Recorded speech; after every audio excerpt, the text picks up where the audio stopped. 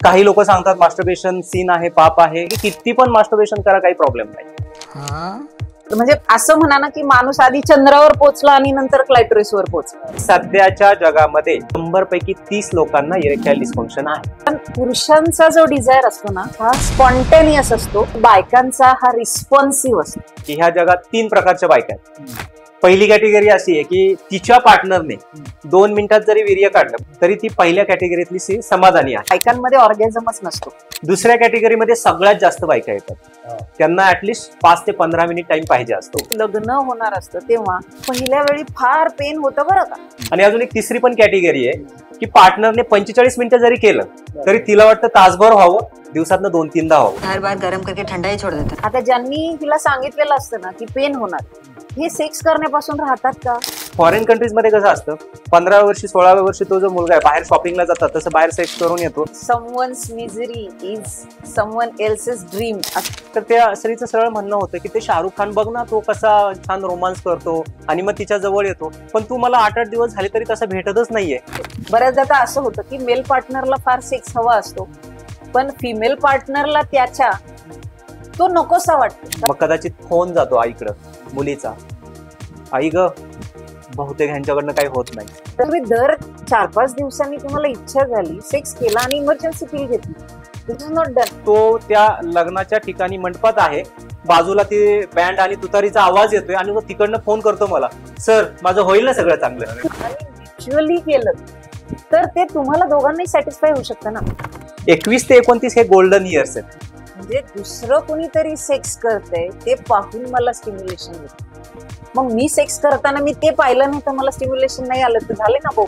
Use it or lose it. वयात आलेला आहात, वापरा तर वापरामध्ये राहील, नाही तर बिना वापराचं होईल. हे असं व्हायला पाहिजे, तसं व्हायला पाहिजे. Brain is the greatest sexual organ. तुमच्या पायांमध्ये नाही, 2 कानांच्या मध्ये तुमचा ग्रेटेस्ट सेक्शुअल ऑर्गन आहे. मित्रांनो, सेक्स एज्युकेशन खरंच महत्वाचं आहे का? ती देण्याची योग्य पद्धत कोणती? महिला आणि पुरुष यांच्यामध्ये असलेले सेक्स रिलेटेड इश्यूज, लिंगाची साईज खरंच मॅटर करते का? सेक्स टॉईज कोणी वापरावे? पॉर्न किती पाहावा? हस्तमैथुनाचे फायदे आणि तोटे, हेल्दी रिलेशनशिपसाठी किती वेळेस सेक्स करावा, या आणि अशा अनेक प्रश्नांची उत्तरं देण्यासाठी आज आपल्या पॉडकास्टवर डॉक्टर संजय आणि कल्पना एरंडे. मित्रांनो, व्हिडिओ सुरू होण्याच्या आधी चॅनलला लाईक, शेअर आणि सबस्क्राईब करायचं विसरू नका आणि बेल आयकॉनला क्लिक करा. Cutting pay meeting by Chetan Patil या पॉडकास्टवर तुम्हाला दोघांचं सर खूप खूप स्वागत आहे. आणि तुम्ही आलात, आज आपण एक महत्वाचा टॉपिकवर डिस्कशन करणार आहोत. सर, तुम्ही दोघेही काउन्सिल ऑफ सेक्स एज्युकेशनचे मेंबर आहात, तर खरंच सेक्स एज्युकेशनची गरज आहे का? आत्ताच्या काळात खूप गरजेचा विषय आहे. म्हणजे खूप छान प्रश्न विचारला तुम्ही. जे आम्ही आता आमच्या प्रॅक्टिसमध्ये पाहतो की पूर्वी आपलं शास्त्र इसवी सन 2 ते 3 शतक, म्हणजे आपले जे वात्सायन आहेत त्यांनी कामसूत्र, अतिशय सुंदर ग्रंथ. त्या काळामध्ये काही सोशल मीडिया नव्हतं, इंटरनेट नव्हतं, काही नव्हतं, पण इतकं नॉलेज प्रगल्भ होतं आपल्या शास्त्राचं की ते शास्त्र इंग्रजांनी म्हणजे परकीय लोकांनी वापरलं. मधल्या काळामध्ये या ठिकाणी मुघल आले, इंग्रज आले, आपलं शास्त्र विलुप्त झालं आणि आज तेच लोक आपल्याला नॉलेज देत आहेत आणि मग आपली लोक त्यांच्याकडे त्या नॉलेजची मागणी करतायत. तर मला असं वाटतं की मधला काळ जो होता त्या ठिकाणी सगळी शांतता होती आणि आता नॉलेजची गरज आहे. तर गरज कशासाठी आहे, काय आहे, हा जर विषय बोलायचा झाला तर सेक्स एज्युकेशन म्हणजे काय, हा मुद्दा पहिला महत्वाचा आहे. तर ह्याच्यामध्ये as a male, as a female, म्हणजे स्त्री आणि पुरुष ह्यांची शरीर रचना, अॅनाटॉमी, फिजिओलॉजी, ती प्रक्रिया कशी होते, मग ह्याच्यातून त्यांना त्याचं नॉलेज कळतं. ते शब्द त्या ठिकाणी काय वापरायचे, वयानुसार तो कुठला शब्द वापरायचा, म्हणजे त्याच्यामध्ये त्यांना असं नाही वाटलं पाहिजे की मी हा शब्द वापरला तर लाज वाटेल, मग मी ते त्याच्यापासून लांब राहणं, म्हणजे की मग हे स्वतःच्या शरीरालाच विसरतात. म्हणून अॅनाटॉमी महत्वाची, शरीर रचना.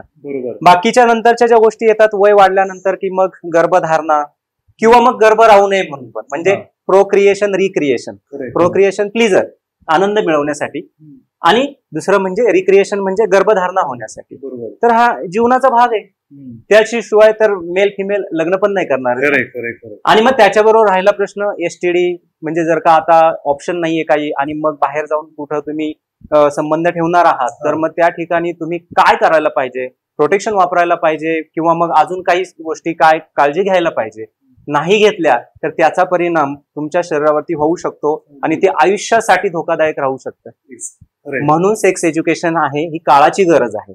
मला वाटतं थोडंसं female point of view madam पण ह्याच्यावरती अजून इलॅबोरेट करू नक्कीच. शकतात. ऍक्च्युली फिमेल्सला याची अजून जास्त गरज आहे, कारण खास करून आपल्याकडे मुलींना म्हणजे जेव्हापासून कळायला लागतं ना की पाळी येते, तेव्हापासूनच त्या गोष्टीबद्दल कुठलाही चांगला पॉइंट ऑफ व्ह्यू कोणीच देत नाही. रादर ती गोष्ट चांगली नाहीये, ती गोष्ट घाण आहे, पाळी आली की मला बाजूला बसावं लागतं, किंवा बाजूला जरी नाही बसावं लागलं तरी त्या काळात मी देवाचं काही करू शकत नाही किंवा मी किचन मध्ये नाही जायचं, त्या काळात मला पेन होतं.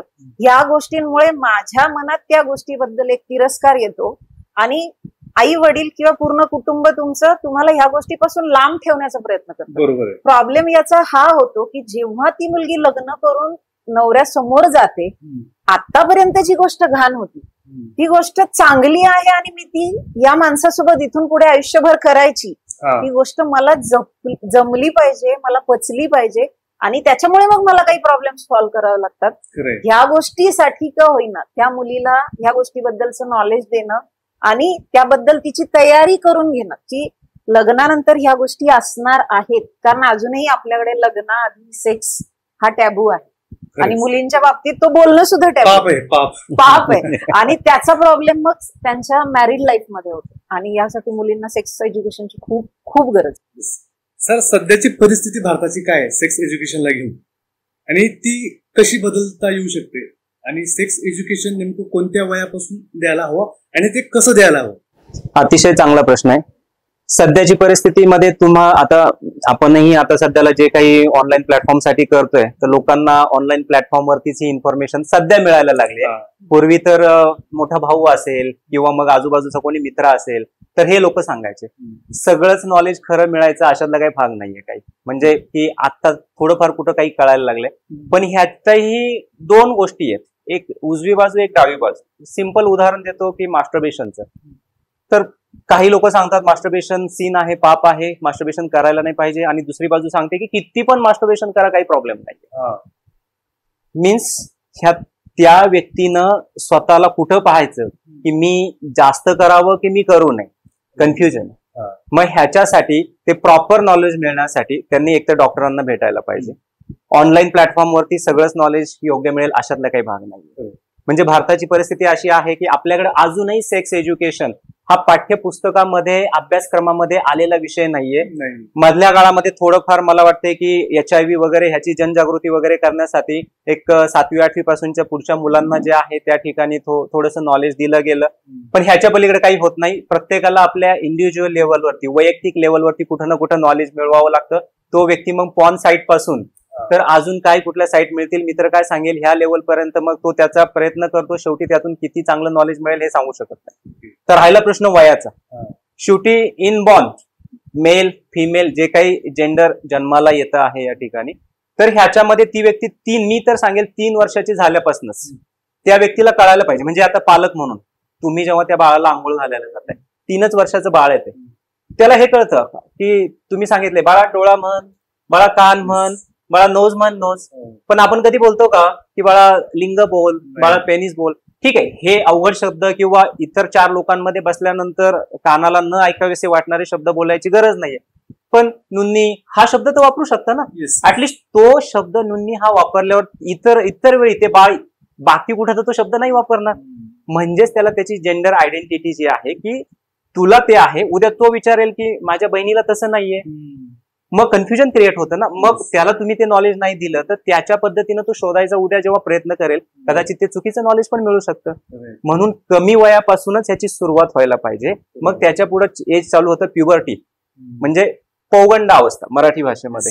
तर मुलींमध्ये एक साधारणतः 7व्या 8व्या वर्षापासून, मुलांमध्ये 8व्या 9व्या वर्षापासून चालू होते.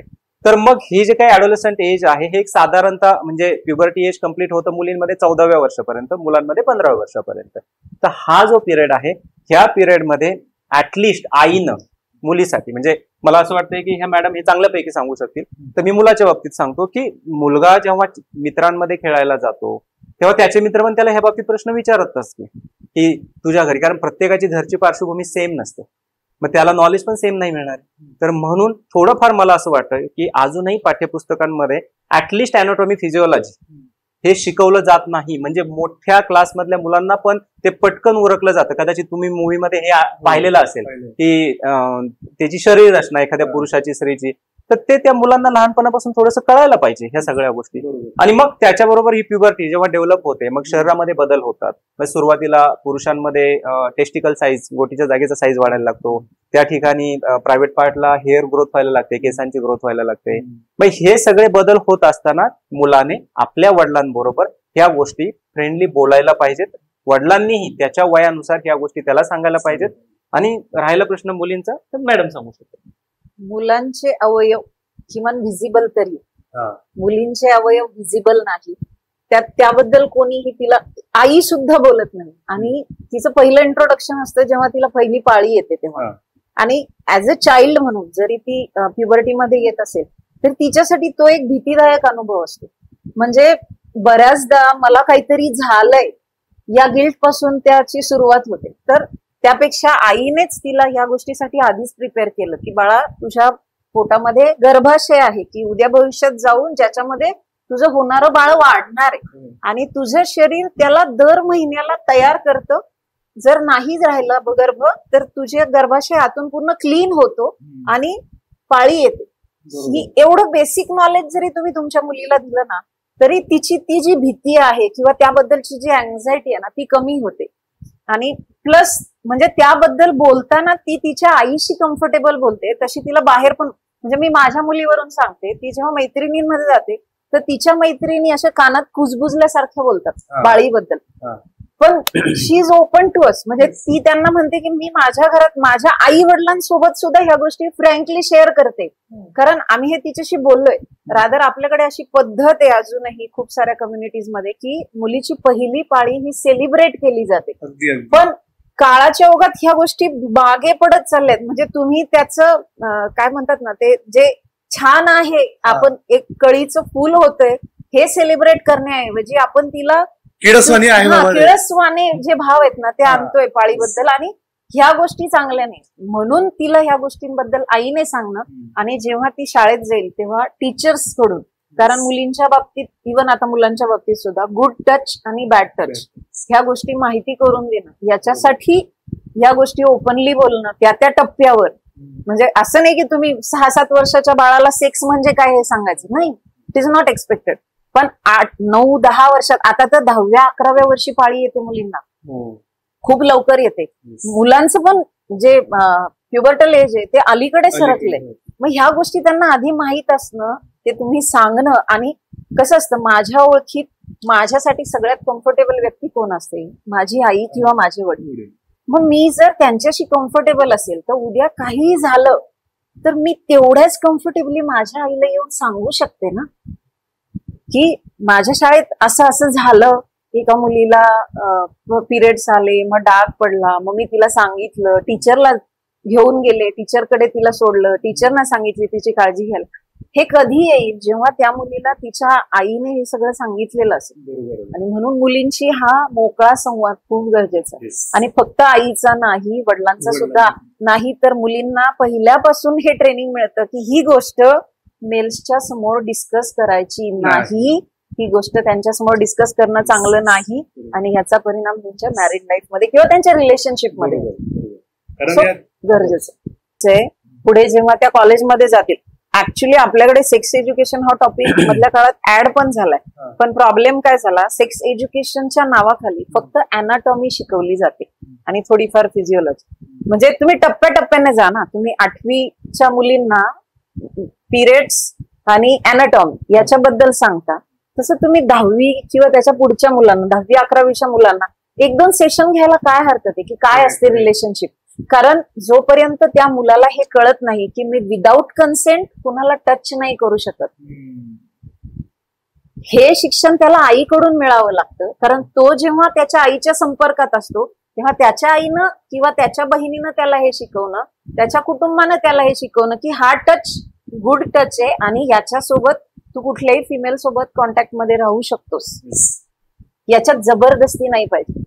हे ट्रेनिंग सुद्धा तुम्हाला फॅमिलीकडून, तुमच्या जवळच्या माणसांकडून मिळायला पाहिजे. म्हणजे बरेच प्रॉब्लेम सॉल्व्ह होतील. आणि पुढच्या वयाची जी गरज निर्माण झाली ती का झाली, कारण म्हणजे एक प्युबर्टी म्हणजे तुम्ही वयात आले तर एक पुरुषांमध्ये 14व्या-15व्या वर्षी गृहीत धरले, बायकांमध्ये पण 14व्या वर्षी गृहीत धरले. तर त्यापूर्वी काय व्हायचं ना, लग्न 16व्या-17व्या वर्षी व्हायचे. म्हणजे कसं आहे ना की वयात आल्यानंतर भावना निर्माण होत आहेत ना, हा नदीला आलेला पूर आहे, तुम्ही त्याला अडवू नाही शकत आहे. चॅनलाइज करता, चॅनलाइज काय करता तर मास्टरबेशन करता. पण मास्टरबेशन किती करावं, काय करावं ह्या पॉइंटवरती आपण नंतर बोलू सगळं. पण मग होतं काय ना की पूर्वी लग्न लगेच व्हायची, पुढच्या वयात आल्यानंतर पुढच्या काही आठवड्यात, महिन्यात, काही वर्षात. मग फार नॉलेज द्यायची गरजच नाही लागायची, ऑटोमॅटिकली एक्सपिरियन्सने नॉलेज त्यांना ते मिळायचं. पण आता मात्र पुढचे 15 वर्ष जातात, म्हणजे 14व्या वर्षापासून तर 30व्या वर्षापर्यंत, आता तर 30व्या वर्षानंतर लग्न होतात. मग मधल्या 15 वर्षामध्ये काय करायचं हा मोठा प्रश्न आहे ना. ह्याच्यासाठी सेक्स एज्युकेशन गरजेचं. बरोबर, म्हणजे पालकांनी खरंच भूमिका घ्यायला पाहिजे. कारण म्हणजे मुलांची उत्तरं जर नाही मिळाली तर इंटरनेटवरून नाही ती उत्तरं मिळतील आणि त्यांना तेच खरं आहे असा समज त्यांचा होतो. कारण जेवण करताना जरी कॉन्डॉमची ऍड आली, जा पाणी घेऊन ये, किंवा म्यूट करतील किंवा चॅनल चेंज करतील, इथून मानसिकता. पण प्रॉब्लेम त्याने काय होतो, तो मुलगा नंतर त्याच्या सोयीनुसार शोधायचा प्रयत्न करतो आणि मग तो जे शोधतो तो मात्र त्या अंधारात शोधत असतो. मग त्याला वाट सापडेल ह्याची काहीच शाश्वती नाहीये. कदाचित तो चुकीच्या वाटेने जाईल आणि ह्याला पालक रिस्पॉन्सिबल असणार आहे किंवा आपली सिस्टीम रिस्पॉन्सिबल असणार आहे. आणि तुम्ही जसं म्हणता ना की पालकांनी बोलायला नाही पाहिजे किंवा ह्या गोष्टी थांबवायला पाहिजे. आता तुम्ही टीव्हीवर किंवा सोशल मीडियावर जे बघताय त्याचं इतकं हायपर सेक्शुअलायझेशन झालेलं आहे. ऑलरेडी त्या पोरांना इतकं काही काही बघायला मिळत असतं. तुम्ही काय त्याच्यापासून अडवून ठेवून काय होणार आहे. 12 वर्षाचा मुलगा एक अर्ध्या तासाच्या पिरियड मध्ये एवढे फोटोज बघू शकतो नेकेड वुमन्सचे की जे एखाद्या राजाने त्याच्या पूर्ण आयुष्यात नसतील पाहिल्या. कारण हे सगळं त्याचं ऍट इज हातात आहे, एका क्लिकवर. मग त्यापेक्षा तुम्ही सांगा ना, ऍटलिस्ट तो जेव्हा सर्च करेल तेव्हा त्याला काहीतरी डोक्यात एक कन्सेप्ट असेल, त्या पद्धतीने जाईल. बरोबर, असंच ग्रॉसली सगळं. आणि त्याचं करिअर डिस्टर्ब नाही होणार, कारण तुम्ही नाही सांगितलं तो त्याचा वेळ घालवणार आहे त्या गोष्टी शोधण्यामध्ये. ते एक पालकाला वाटतं की आपल्या पाल्याचं करिअर चांगलं व्हावं. तो करिअरचा जो रोड आहे ना त्याच्यामध्ये हे सगळे स्पीड ब्रेकर आहेत. ह्या स्पीड ब्रेकरला तुम्ही त्या मुलाला कसं सांभाळायचं हे तुमच्यावरती आहे. तुम्ही जर त्याला गाईड केलं स्पीड ब्रेकरवरती ना, तो छान स्मूथली त्याचं करिअर जाईल. पण जर त्याला स्पीड ब्रेकवर तुम्ही गाईड नाही केलं ना तर तो मुलगा शेवटपर्यंत करिअर पर्यंत पोहोचणार पण नाही, पण मध्ये पुढं कधी अडकेल आणि किती अडकेल ह्याची शाश्वती नाहीये. सो सेक्स एज्युकेशन इम्पॉर्टंट आहे. सर, महिला आणि पुरुषांमध्ये सेक्स समस्या असतात तर त्या कोणत्या कोणत्या पाहून येतात? म्हणजे ह्याचं उत्तर म्हटलं तर खूप फास्ट आहे, पण आपला सब्जेक्ट आता तो आहेच आहे, तर त्याची फक्त एक समराईज ह्याच्यामध्ये सांगायचं जर म्हटलं तर पुरुषांच्या बाजूच्या गोष्टी ज्या आहेत ऍज ए पुरुष म्हणून आणि as a male sexual problem practitioner म्हणून सांगायचं म्हटलं तर कॉमनली इरेक्टाईल डिस्फंक्शन. म्हणजे काय की क्लैब्य, म्हणजे पूर्वी आता तुम्ही विषय मगाशी सांगितलाच होता की आपलं शास्त्र वगैरे, तर पूर्वी चरक संहिता म्हणून एक आपला म्हणजे आयुर्वेदाचा ग्रंथ आहे, इसवी सन पूर्व 2रा-3रं शतक, इसवी सन पूर्व 2रा-3रं शतक, त्याच्यामध्ये इरेक्टाईल डिस्फंक्शन वर्णन आहे की क्लैब्य म्हणजे काय, पुरेसा हार्डनेस न येणं किंवा अहर्षण म्हणजे चांगली इच्छा न होणं.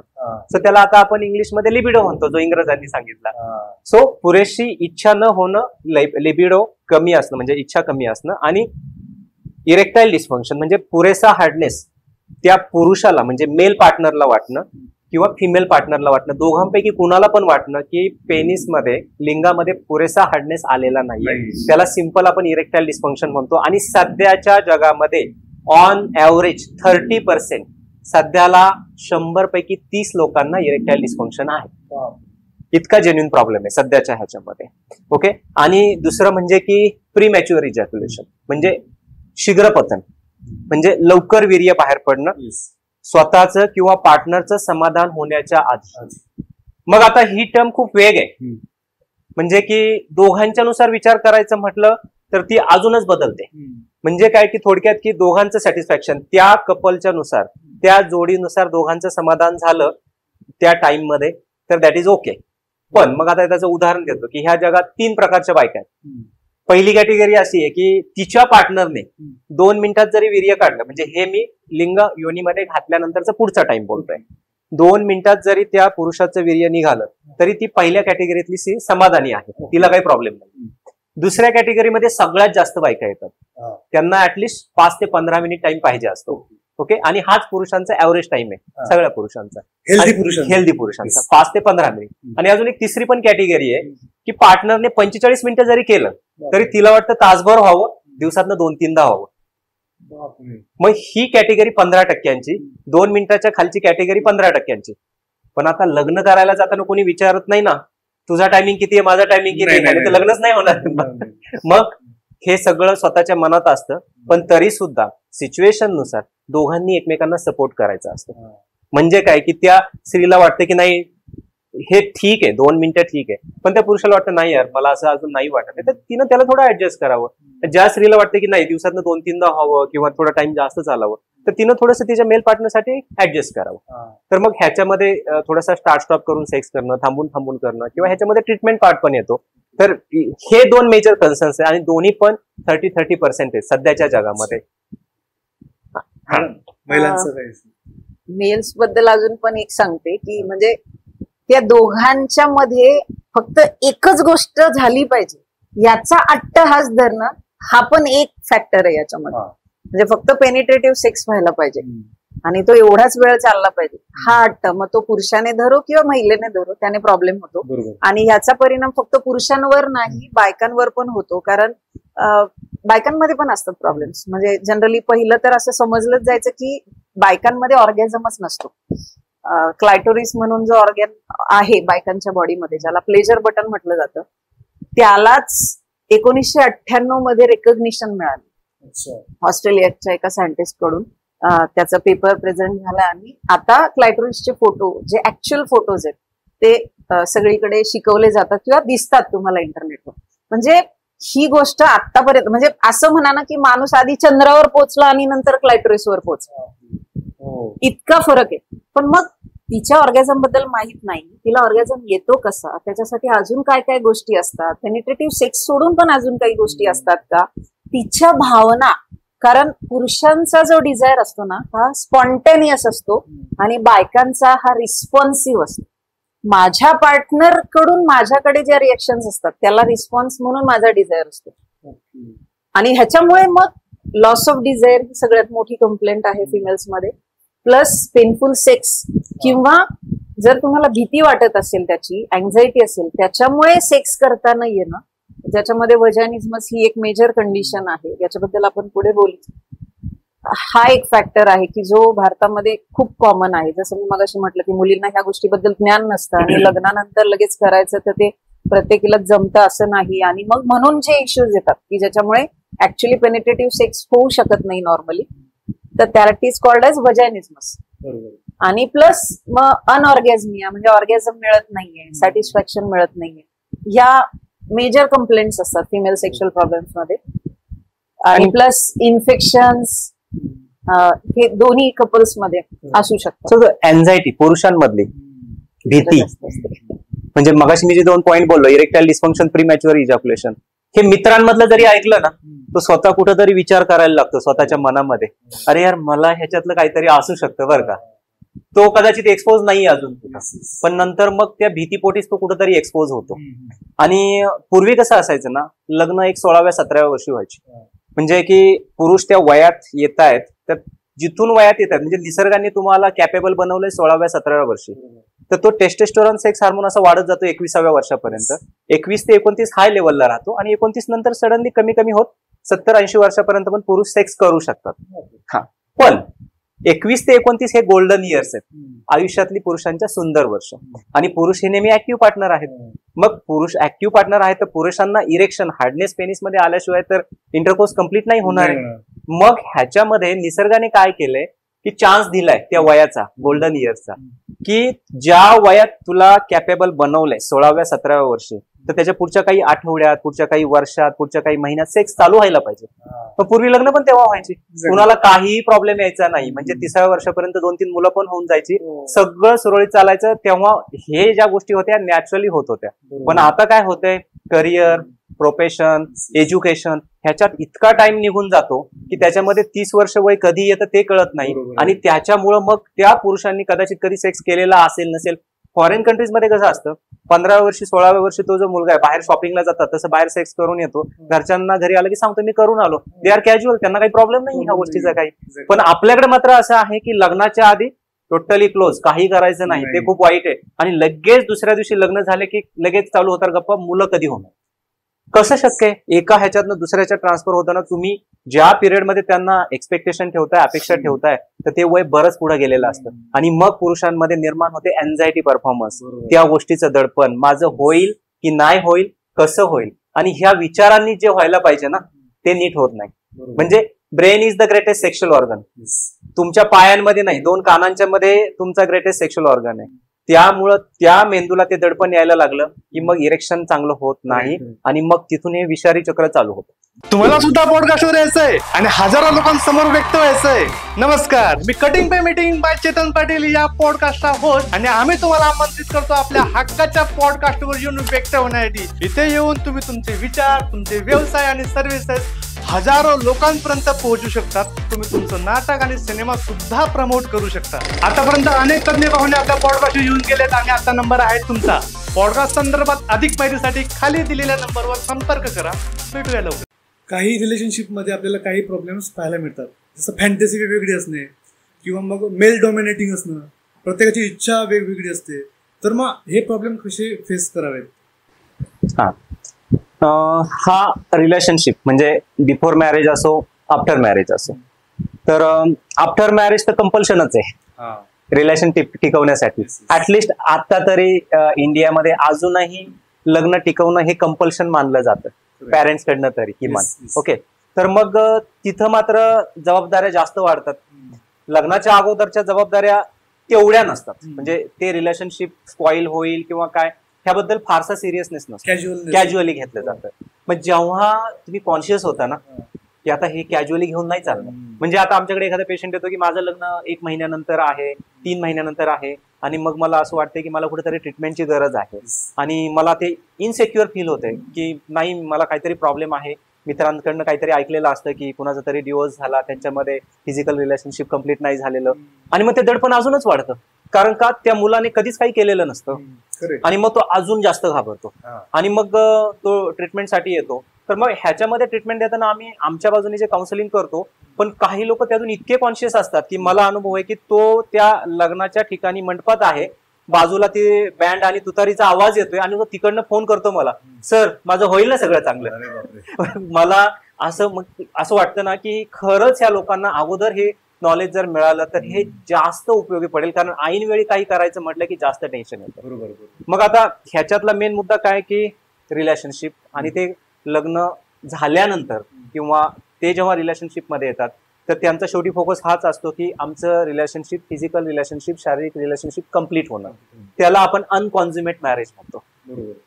तर मग अनकॉन्झ्युमेट मॅरेज, तर पूर्वी मगाशी मी म्हटलं की ज्यावेळेस कॉन्फिडन्स जास्त असतो किंवा प्युबर्टी एज असतं किंवा गोल्डन इयर्स असतात तेव्हा हे सोपं असतं. पुरुषांच्या बाजूने इरेक्शन स्ट्रॉंग नाही आलं, मानसिक स्थैर्य नाहीये, कॉन्फिडन्स नाहीये, अर्ली इजॅक्युलेशन होते, पेनिस इन्सर्ट होणारच नाहीये. मग पार्टनरकडनं, फिमेल पार्टनरकडनं अजून जास्त टेन्शन वाढतं. काय की कदाचित त्यांना इम्पॉर्टन्सी आहे का, कारण त्यांनाही त्या गोष्टीचं नॉलेज नसतं ना.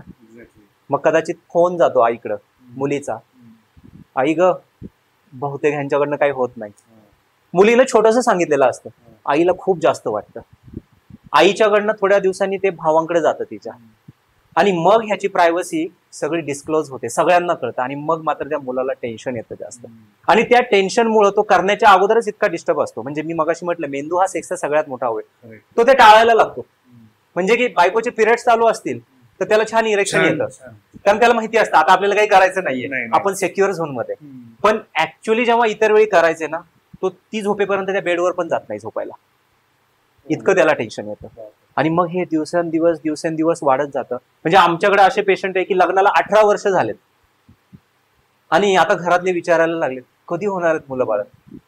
आणि मग ते येतात की आता मी घरच्यांना कसं सांगू की आमच्यात अजून आमचे शारीरिक संबंधच प्रस्थापित झालेले नाहीये. बापरे. पण मग मात्र वेळ खूप गेलेला असतो, त्यांचा टेस्टोस्टेरोन कमी झालेला असतो. मगाशी मी म्हटलं की 17व्या-18व्या वर्षी जर सुरुवात केली, आपल्याकडे आता परमिशन नाहीये लग्नाला, म्हणजे की 21व्या वर्षानंतर मुलांमध्ये आणि मुलींमध्ये 18व्या वर्षानंतर, आणि कन्सेंटचं जे एज आहे ते 18 वर्ष आहे Yes. भारतामध्ये. Correct. तर मग ह्याच्यानंतर जेव्हा हे संबंध प्रस्थापित 21व्या वर्षापासून 29व्या वर्षापासून सोपं असतं, हम्म.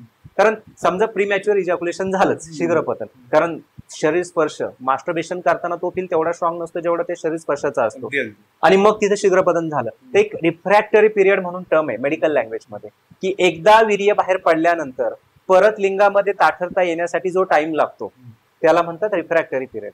तर हा 21, 22, 25व्या वर्षी एक 5 ते 10 मिनिटाचा, म्हणजे एकदा वीर्य निघाला तर परत 5-10 मिनिटात हार्डनेस येतो. 35व्या वर्षानंतर सेकंड राऊंड होत नाही. नाही. 25व्या वर्षी 5 राऊंड पण होऊ शकतात रात्रीतनं. बरोबर. म्हणजेच काय की त्याचं सपोज जर का प्रीमॅच्युअर इजॅक्युलेशन झालं तर परत हार्डनेस येणार आहे, परत इन्सर्शन होणार आहे, बरोबर. आणि ह्या वयामध्ये इरेक्शन पण स्ट्रॉंग असतं. त्याच्यामुळं की 21 ते 25 वय किंवा जास्तीत जास्त 27-28 वय ह्याच्यामध्ये संबंध प्रस्थापित होण्यासाठी जास्त सोपं जातं. Yes, yes.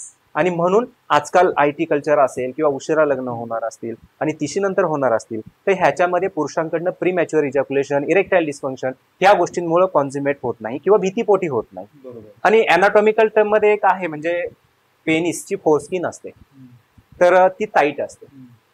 आपल्याकडे एज्युकेशन नाहीये, ऍक्च्युली ती दररोज सकाळी आंघोळीच्या वेळेस पाठी घेऊन स्वच्छ पाण्याने धुवायची असते, पण हे कधी हातच लावत नाहीत ना, पॅरेंट्स कधी त्या गोष्टीकडे लक्ष देतात. खरंय, खरंय. 18व्या-20व्या वर्षापासून ती स्किन पाठी जायला सुरुवात होते, आपण हाताने ओढली तर मग ते क्लीन पण करता येतं.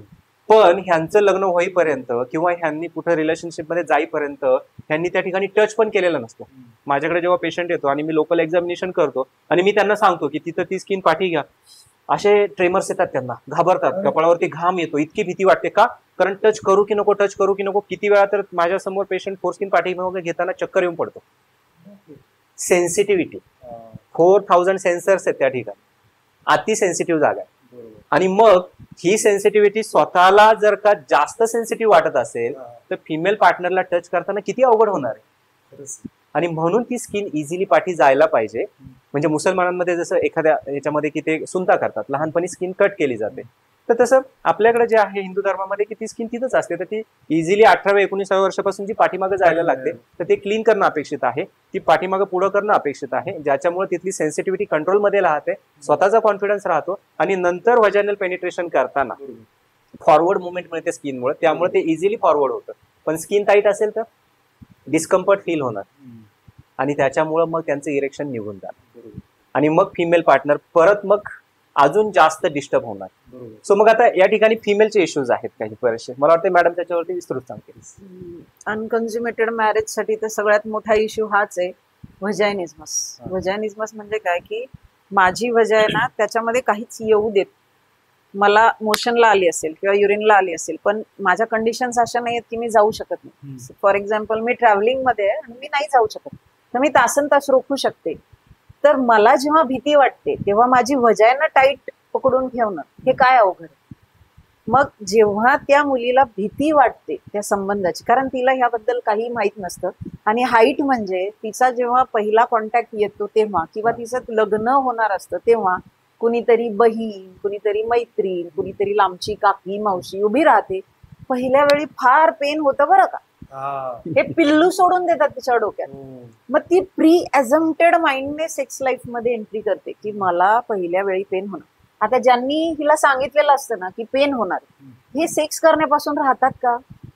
पण हा विचार तिच्या डोक्यात नाहीये. तिच्या डोक्यात एक फिक्स असतं की मी पहिल्यांदा करताना मला पेन होणार. मग मी जेव्हा घाबरते तेव्हा माझी नॉर्मल रिएक्शन काय, माझी बॉडी कन्स्ट्रिक्ट होते, आणि जेव्हा मी सेक्स करायला जाणार माझी वजायना कन्स्ट्रिक्ट होते. मग त्यावेळी त्यांच्यामधला संवाद प्रॉपर नसेल आणि प्रॉपर टेक्निक्स माहित नसतील आणि तिने ती जागा टाईट धरलेली असेल आणि तरीही पार्टनरने इन्सर्शनचा प्रयत्न केला, तर एक तर ती जागा तिला खूप पेनफुल होणार तो इंटरकोर्स, किंवा मग इंटरकोर्स होऊच शकत नाही. दिस कंडिशन इज कॉल्ड ॲज व्हजायनिझमस. आणि हे अनकन्झ्युमेटेड मॅरेजचं सगळ्यात मोठं कारण.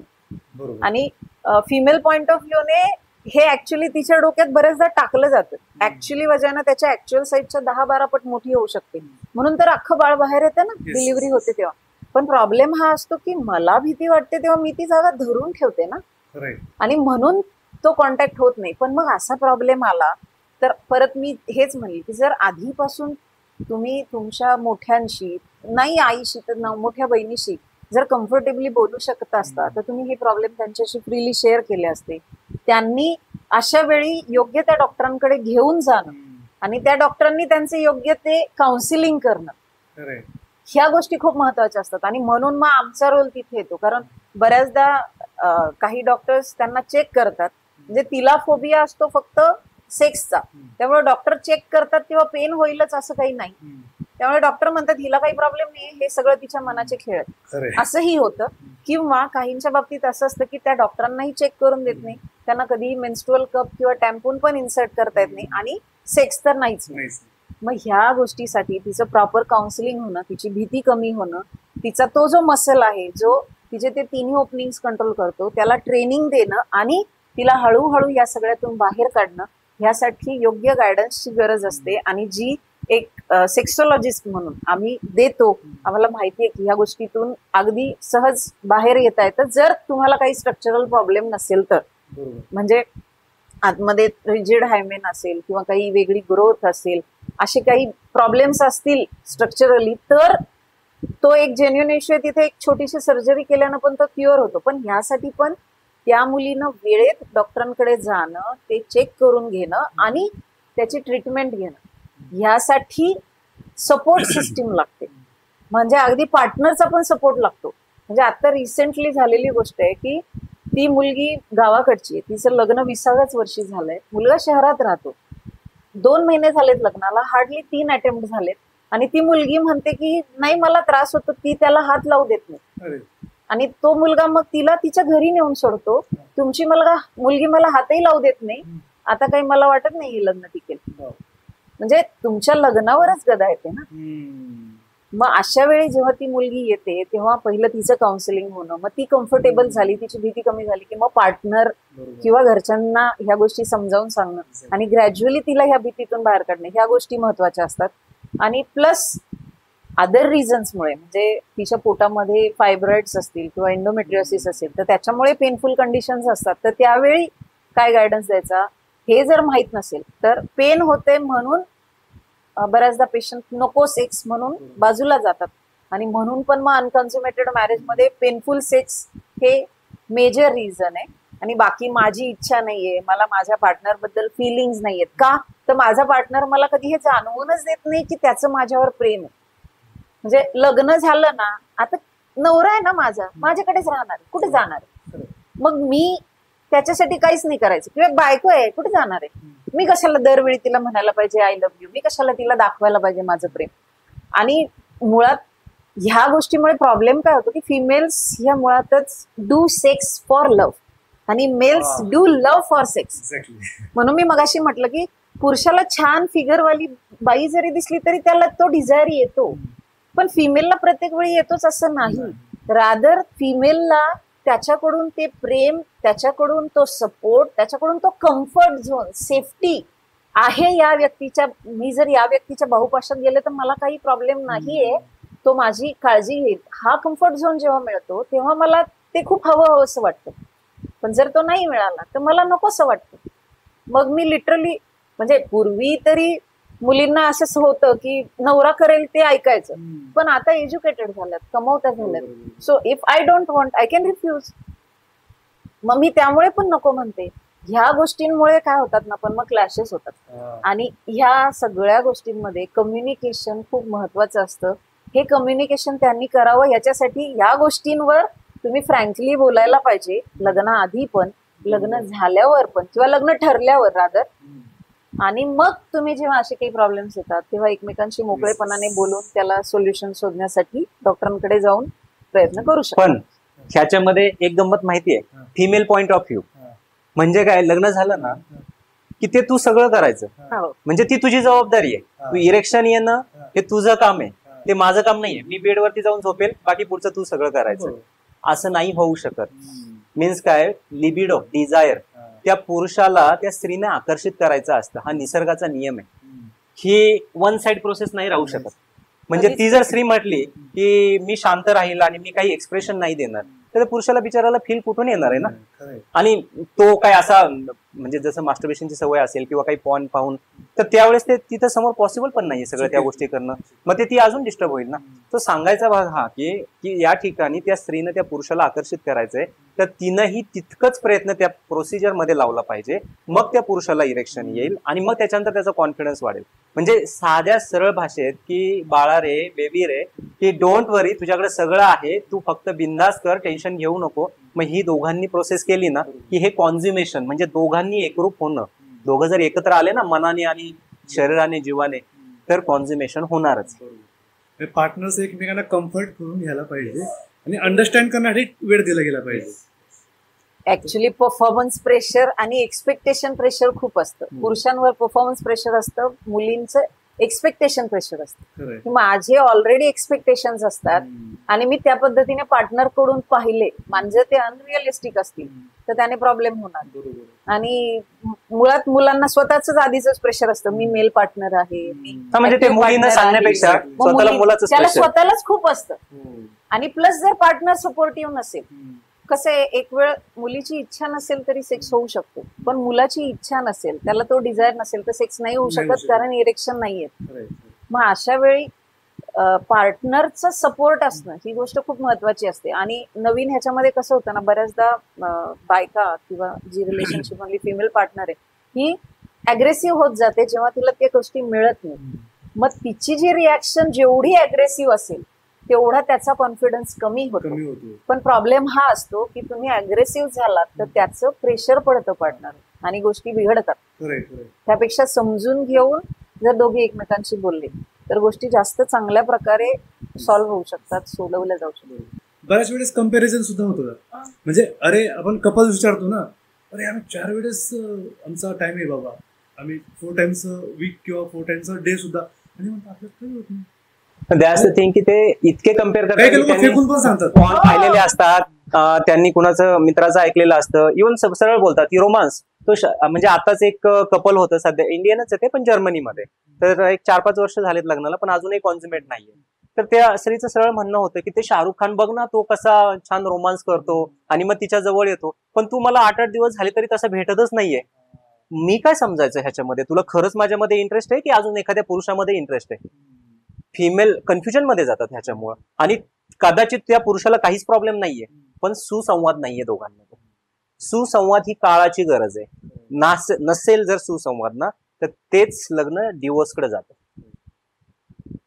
सो ह्याच्यामध्ये कपलने एकमेकांना सपोर्ट करण्याची गरज आहे. काही ठिकाणी डिवोर्स कडे जातं, पण काही ठिकाणी ते वर्षानुवर्ष अनकन्झ्युमेटेड मॅरेज मध्ये राहतात. म्हणजे एकदा मी पुरुष म्हणून समजून घेते की मी करू नाही शकत आहे, मला पेन होईल, आणि मी केलं तर माझ्या पार्टनरला पेन होईल, म्हणून तो त्याच्या बाजूने सेफ राहतो, नाही मी नाही करणार, तिला पेन होईल. आणि स्त्री, मला पेन होते म्हणून मला हे नकोय, आणि मी माझी भूमिका ऍक्सेप्ट केली या दोघांनी, आता तसंच राहायला लागले फ्रेंड सारखे. तुम्ही वर्षानुवर्ष सेक्सलेस मॅरेज मध्ये राहू शकता. म्हणजे एकमेकांची काळजी करत राहिले पेनिट्रेशन करताना की तिला पेन होईल, तर मग मी नको पुढे. माझं असं म्हणणं आहे, कॉन्झ्युमेशन साठी पुरुषाने पुरुषासारखं राहावं, स्त्रीनं स्त्रीसारखं राहावं, तरच ते कॉन्झ्युमेट होईल. इमोशन्स एन्जॉय करायला शिकायला पाहिजे, नाहीतर प्रेशर मग नाही घ्यायचं. बेडवरती जाऊन हो. दोघे मोबाईल हातात घेऊन बसतात, विकेंडचा प्रोसेस होऊन जाते, आणि विकेंडला मग मात्र ते असं एक मशीन वर्क बनतं ना, you are not the machine, button दाबलं की स्टार्ट होणं, फील मनापासून आला पाहिजे. अट्रॅक्शन खूप आवडतंय मला, खूप अर्ट्रॅक्शन. हे अट्रॅक्शन एक 6 महिने ते 2 वर्ष वगैरे टिकतं. त्याच्यानंतर अट्रॅक्शनने जवळ आलेत, पण अटॅचमेंट तर आली आहे ना, जी अर्ली अटॅचमेंट असते, ही एक साधारणतः 5-1 वर्ष टिकते. म्हणजे आपण गृहीत धरू की 28व्या वर्षी लग्न झालंय समजा, 2 वर्ष सुरुवातीची अट्रॅक्शनची स्टेज गेली 30व्या वर्षापर्यंत, पुढचे 5 वर्ष जे ते अर्ली एक्साइटमेंट, अर्ली अटॅचमेंट जे आहेत 35 पर्यंत पोहोचले. आता तुम्ही सांगितल्याप्रमाणे आलं 35व्या वर्ष, की जिथं क्रायसिस स्टेज.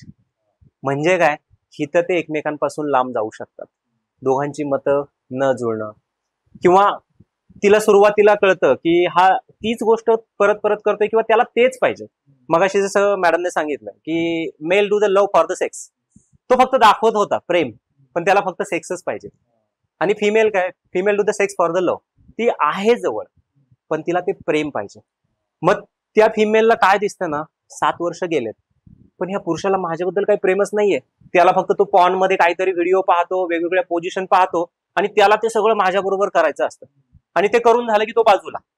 माझं कम्प्लीट झालंय की नाही ह्याला त्याच्याशी काहीच घेणं देणं नाहीये. म्हणजे ऑर्गॅझम, सॅटिस्फॅक्शन, पुरुषांमध्ये वीर्य निघणं, ह्याला जवळपास आपण ऑर्गॅझम कम्प्लीट झालंय असं मानतो. पण तो त्या स्त्रीला कधीच विचारत नाही की तुझं कम्प्लीट झालंय की नाही झालंय, तुझी इच्छा काय आहे. तर मग हे झालं सेक्शुअल याच्यासमोर. आता रिलेशनशिप, की तो फक्त त्याच्याच घरचे, त्यांचे फोन आले की मग अगं बोल ना तू आईशी, अगं तू बोल ना बाबांशी. पण तेच हिच्या घरच्यांचे फोन आले मुलीच्या, नाही नाही नाही बिझी आहे मी, नंतर फोन आहे कर. मग तिला असं वाटतं की ठीक आहे, शारीरिक तर नाही, मानसिक पण ह्याचा सपोर्ट नाही मला काही. पण मग ह्याच्यातून दोघांनी एकमेकांना जर सांभाळून घेतलं तर ते क्रायसिस मध्ये नाही जाणार आहे. त्यांना कळतं की आपण आता एकमेकांना सांभाळून घेतोय, तर मग ते डीप अटॅचमेंट मध्ये जातात. क्रायसिस स्टेज ही 40-42व्या वर्षापर्यंत चालू शकते, पण मग डीप अटॅचमेंट पुढे अजून 7-8 वर्ष चालतं. म्हणजे एकमेकांना आता मुलं बाळ झाली आहेत, मग आता शेवटी ऍक्सेप्टन्स स्टेज येते 50व्या वर्षी, की नाही आता मला कोणी आता दुसरा बघणारा नाहीये. शेवटी पार्टनर ऍज ए हजबंड म्हणून तू आणि ऍज ए वाईफ म्हणून मी, शेवटी आता म्हातारपणात आपणच आपल्याला एकरूप असणार आहे. तर शेवटी आपण ऍक्सेप्ट केलेलं आहे की आता आपण आपले आहोत. म्हणजे मध्ये चुकतं कुठं फक्त 35 ते 40 ह्या वर्षांमध्ये, जास्तीत जास्त 45 वर्षापर्यंत. तर ह्याच्यामध्ये म्हणजे फिमेल ज्या आहेत ना त्या खूप कॉन्शियस असतात. मला असं वाटतं की मॅडम ती गोष्ट जास्त चांगली सांगू शकते. ऍक्च्युली कसं असतं ना, माझे एक्सपेक्टेशन्स आधी पण असतात, पण ते युफोरिक स्टेज जे असते ना त्याच्यामध्ये मला माझ्या नवऱ्यानं डॉमिनेट करून एखादी गोष्ट केली तरी ठीक आहे, ऍज अ पुरुष तो असं करू शकतो हे ऍक्सेप्ट असतं तेव्हा. पण थोडी वर्ष गेली ना की मला त्याच्या सगळ्या प्लस मायनस गोष्टी कळालेल्या असतात. मग मी जेव्हा प्रयत्न करत असते, सांगत असते, तेव्हा जर पार्टनरने लक्ष नाही दिलं त्या गोष्टीकडे, तर ती हे समजून घेते की मी ह्याला कितीही काही सांगितलं तरी ह्याला चेंज नाही व्हायचं, हा असाच राहणार. आणि आताच्या जगात डेटिंग ऍप, सोशल मीडिया, तुमचे कलिग्स, तुमचे फ्रेंड सर्कल, याच्यात इतकी लोक अवेलेबल असतात. You have options. पहिलं काय होतं ना, लग्न म्हणजे तुमची सर्व्हायव्हलची नेसेसिटी होती. आता असं नाहीये ना, ती स्वतः कमवते. बऱ्याच केसेसमध्ये तर फिमेल एक्स्ट्रा कमवतात जास्त नवऱ्यांपेक्षा, पण तरीही तिच्याकडून ह्या अपेक्षा असतात की तिने घर पाहिलं पाहिजे, तिने मुलं पाहिली पाहिजे, तिने तुमच्या आई वडिलांनाही सगळं पाहिलं पाहिजे. मग त्यांनी थोडाफार हिला त्रास दिला तरी हा सपोर्ट नाही करत. आणि बायकांचं कसं असतं ना, एक छोटीशी इमोशन कधी कधी त्या सहन नाही करत, त्या तुमचं खूप काही सहन करून जातील. म्हणजे तुमच्या बरोबर खूप कष्ट काढले, खूप गोष्टी सहन केल्या आहेत, मला त्रास झालाय, हे सगळं सहन करतात. पण एक गोष्ट अशी असते की जी त्यांच्या मनाला लागते, आणि ती गोष्ट लागलेली जर धरून ठेवली तर तिथून पुढे तिला तिच्या पार्टनर बद्दल इमोशन्स येत नाहीत. आणि ह्या काळात पण ती आधी तिच्या पुरुषाला हे सांगते की अरे बाबा असं असं होतंय, तू माझ्याकडे लक्ष दे. आणि जर त्याने लक्ष नाही दिलं आणि त्या सेन्सिटिव्ह वेळी जर कुणी तिला अवेलेबल झाला आणि जर ती अट्रॅक्ट झाली तर प्रॉब्लेम होणार आहे. आणि हे फक्त बायकांच्याच बाबतीत होतं असं नाही, हे पुरुषांच्या बाबतीतही होतं. कारण लग्न होतं, एखादं मूलबाळ होतं, मग फिजिक्स चेंज होतं, अट्रॅक्शन्स चेंज होतात, तिच्या प्रायोरिटीज बदलतात. कारण तिच्या आधीच्या प्रायोरिटीज मध्ये नवरा येत होता ना सगळ्यात जास्त, आता मुलं येतात, त्यांच्या शाळा येतात, मग तिचं थोडं दुर्लक्ष होतं. मग अशा वेळी त्याला त्याची थोडीशी बेडअप झालेली बायको असते ना, याच्यापेक्षा कुणीतरी सेक्रेटरी किंवा कलिग छान वाटायला लागते.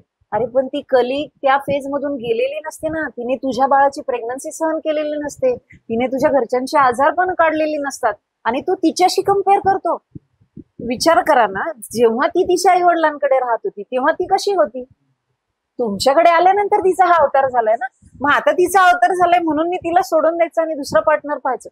म्हणजे दोघांनीही या गोष्टी समजून घेणं, अगेन म्हणजे रिलेशनशिप मध्ये संवाद आणि समजून घेणं या गोष्टीला खूप म्हणजे खूप महत्व आहे. अदरवाईज रिलेशनशिप टिकणं आजच्या काळात फार अवघड आहे.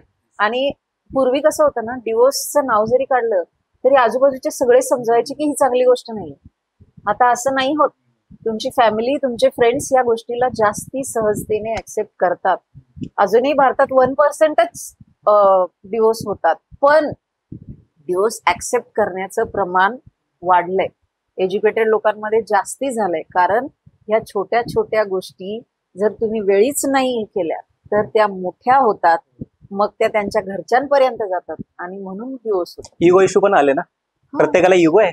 आणि मग छोट्या छोट्या गोष्टी मनात धरून ठेवणार. बायका पहिल्या अर्निंग नाही करायच्या, मग आता त्यांना तो त्यांचा राईट आहे ना, की मी पण अर्न करते, तर मग मला पण अधिकार मला आहे. पण अधिकार आहे ना. हा, आणि मग त्याच्यामध्ये त्या पुरुषाला अजून इगो हर्ट होतो. आणि ह्या सगळ्यांपेक्षा अजून वेगळी गोष्ट आहे testosterone. Testosterone always prefers something new.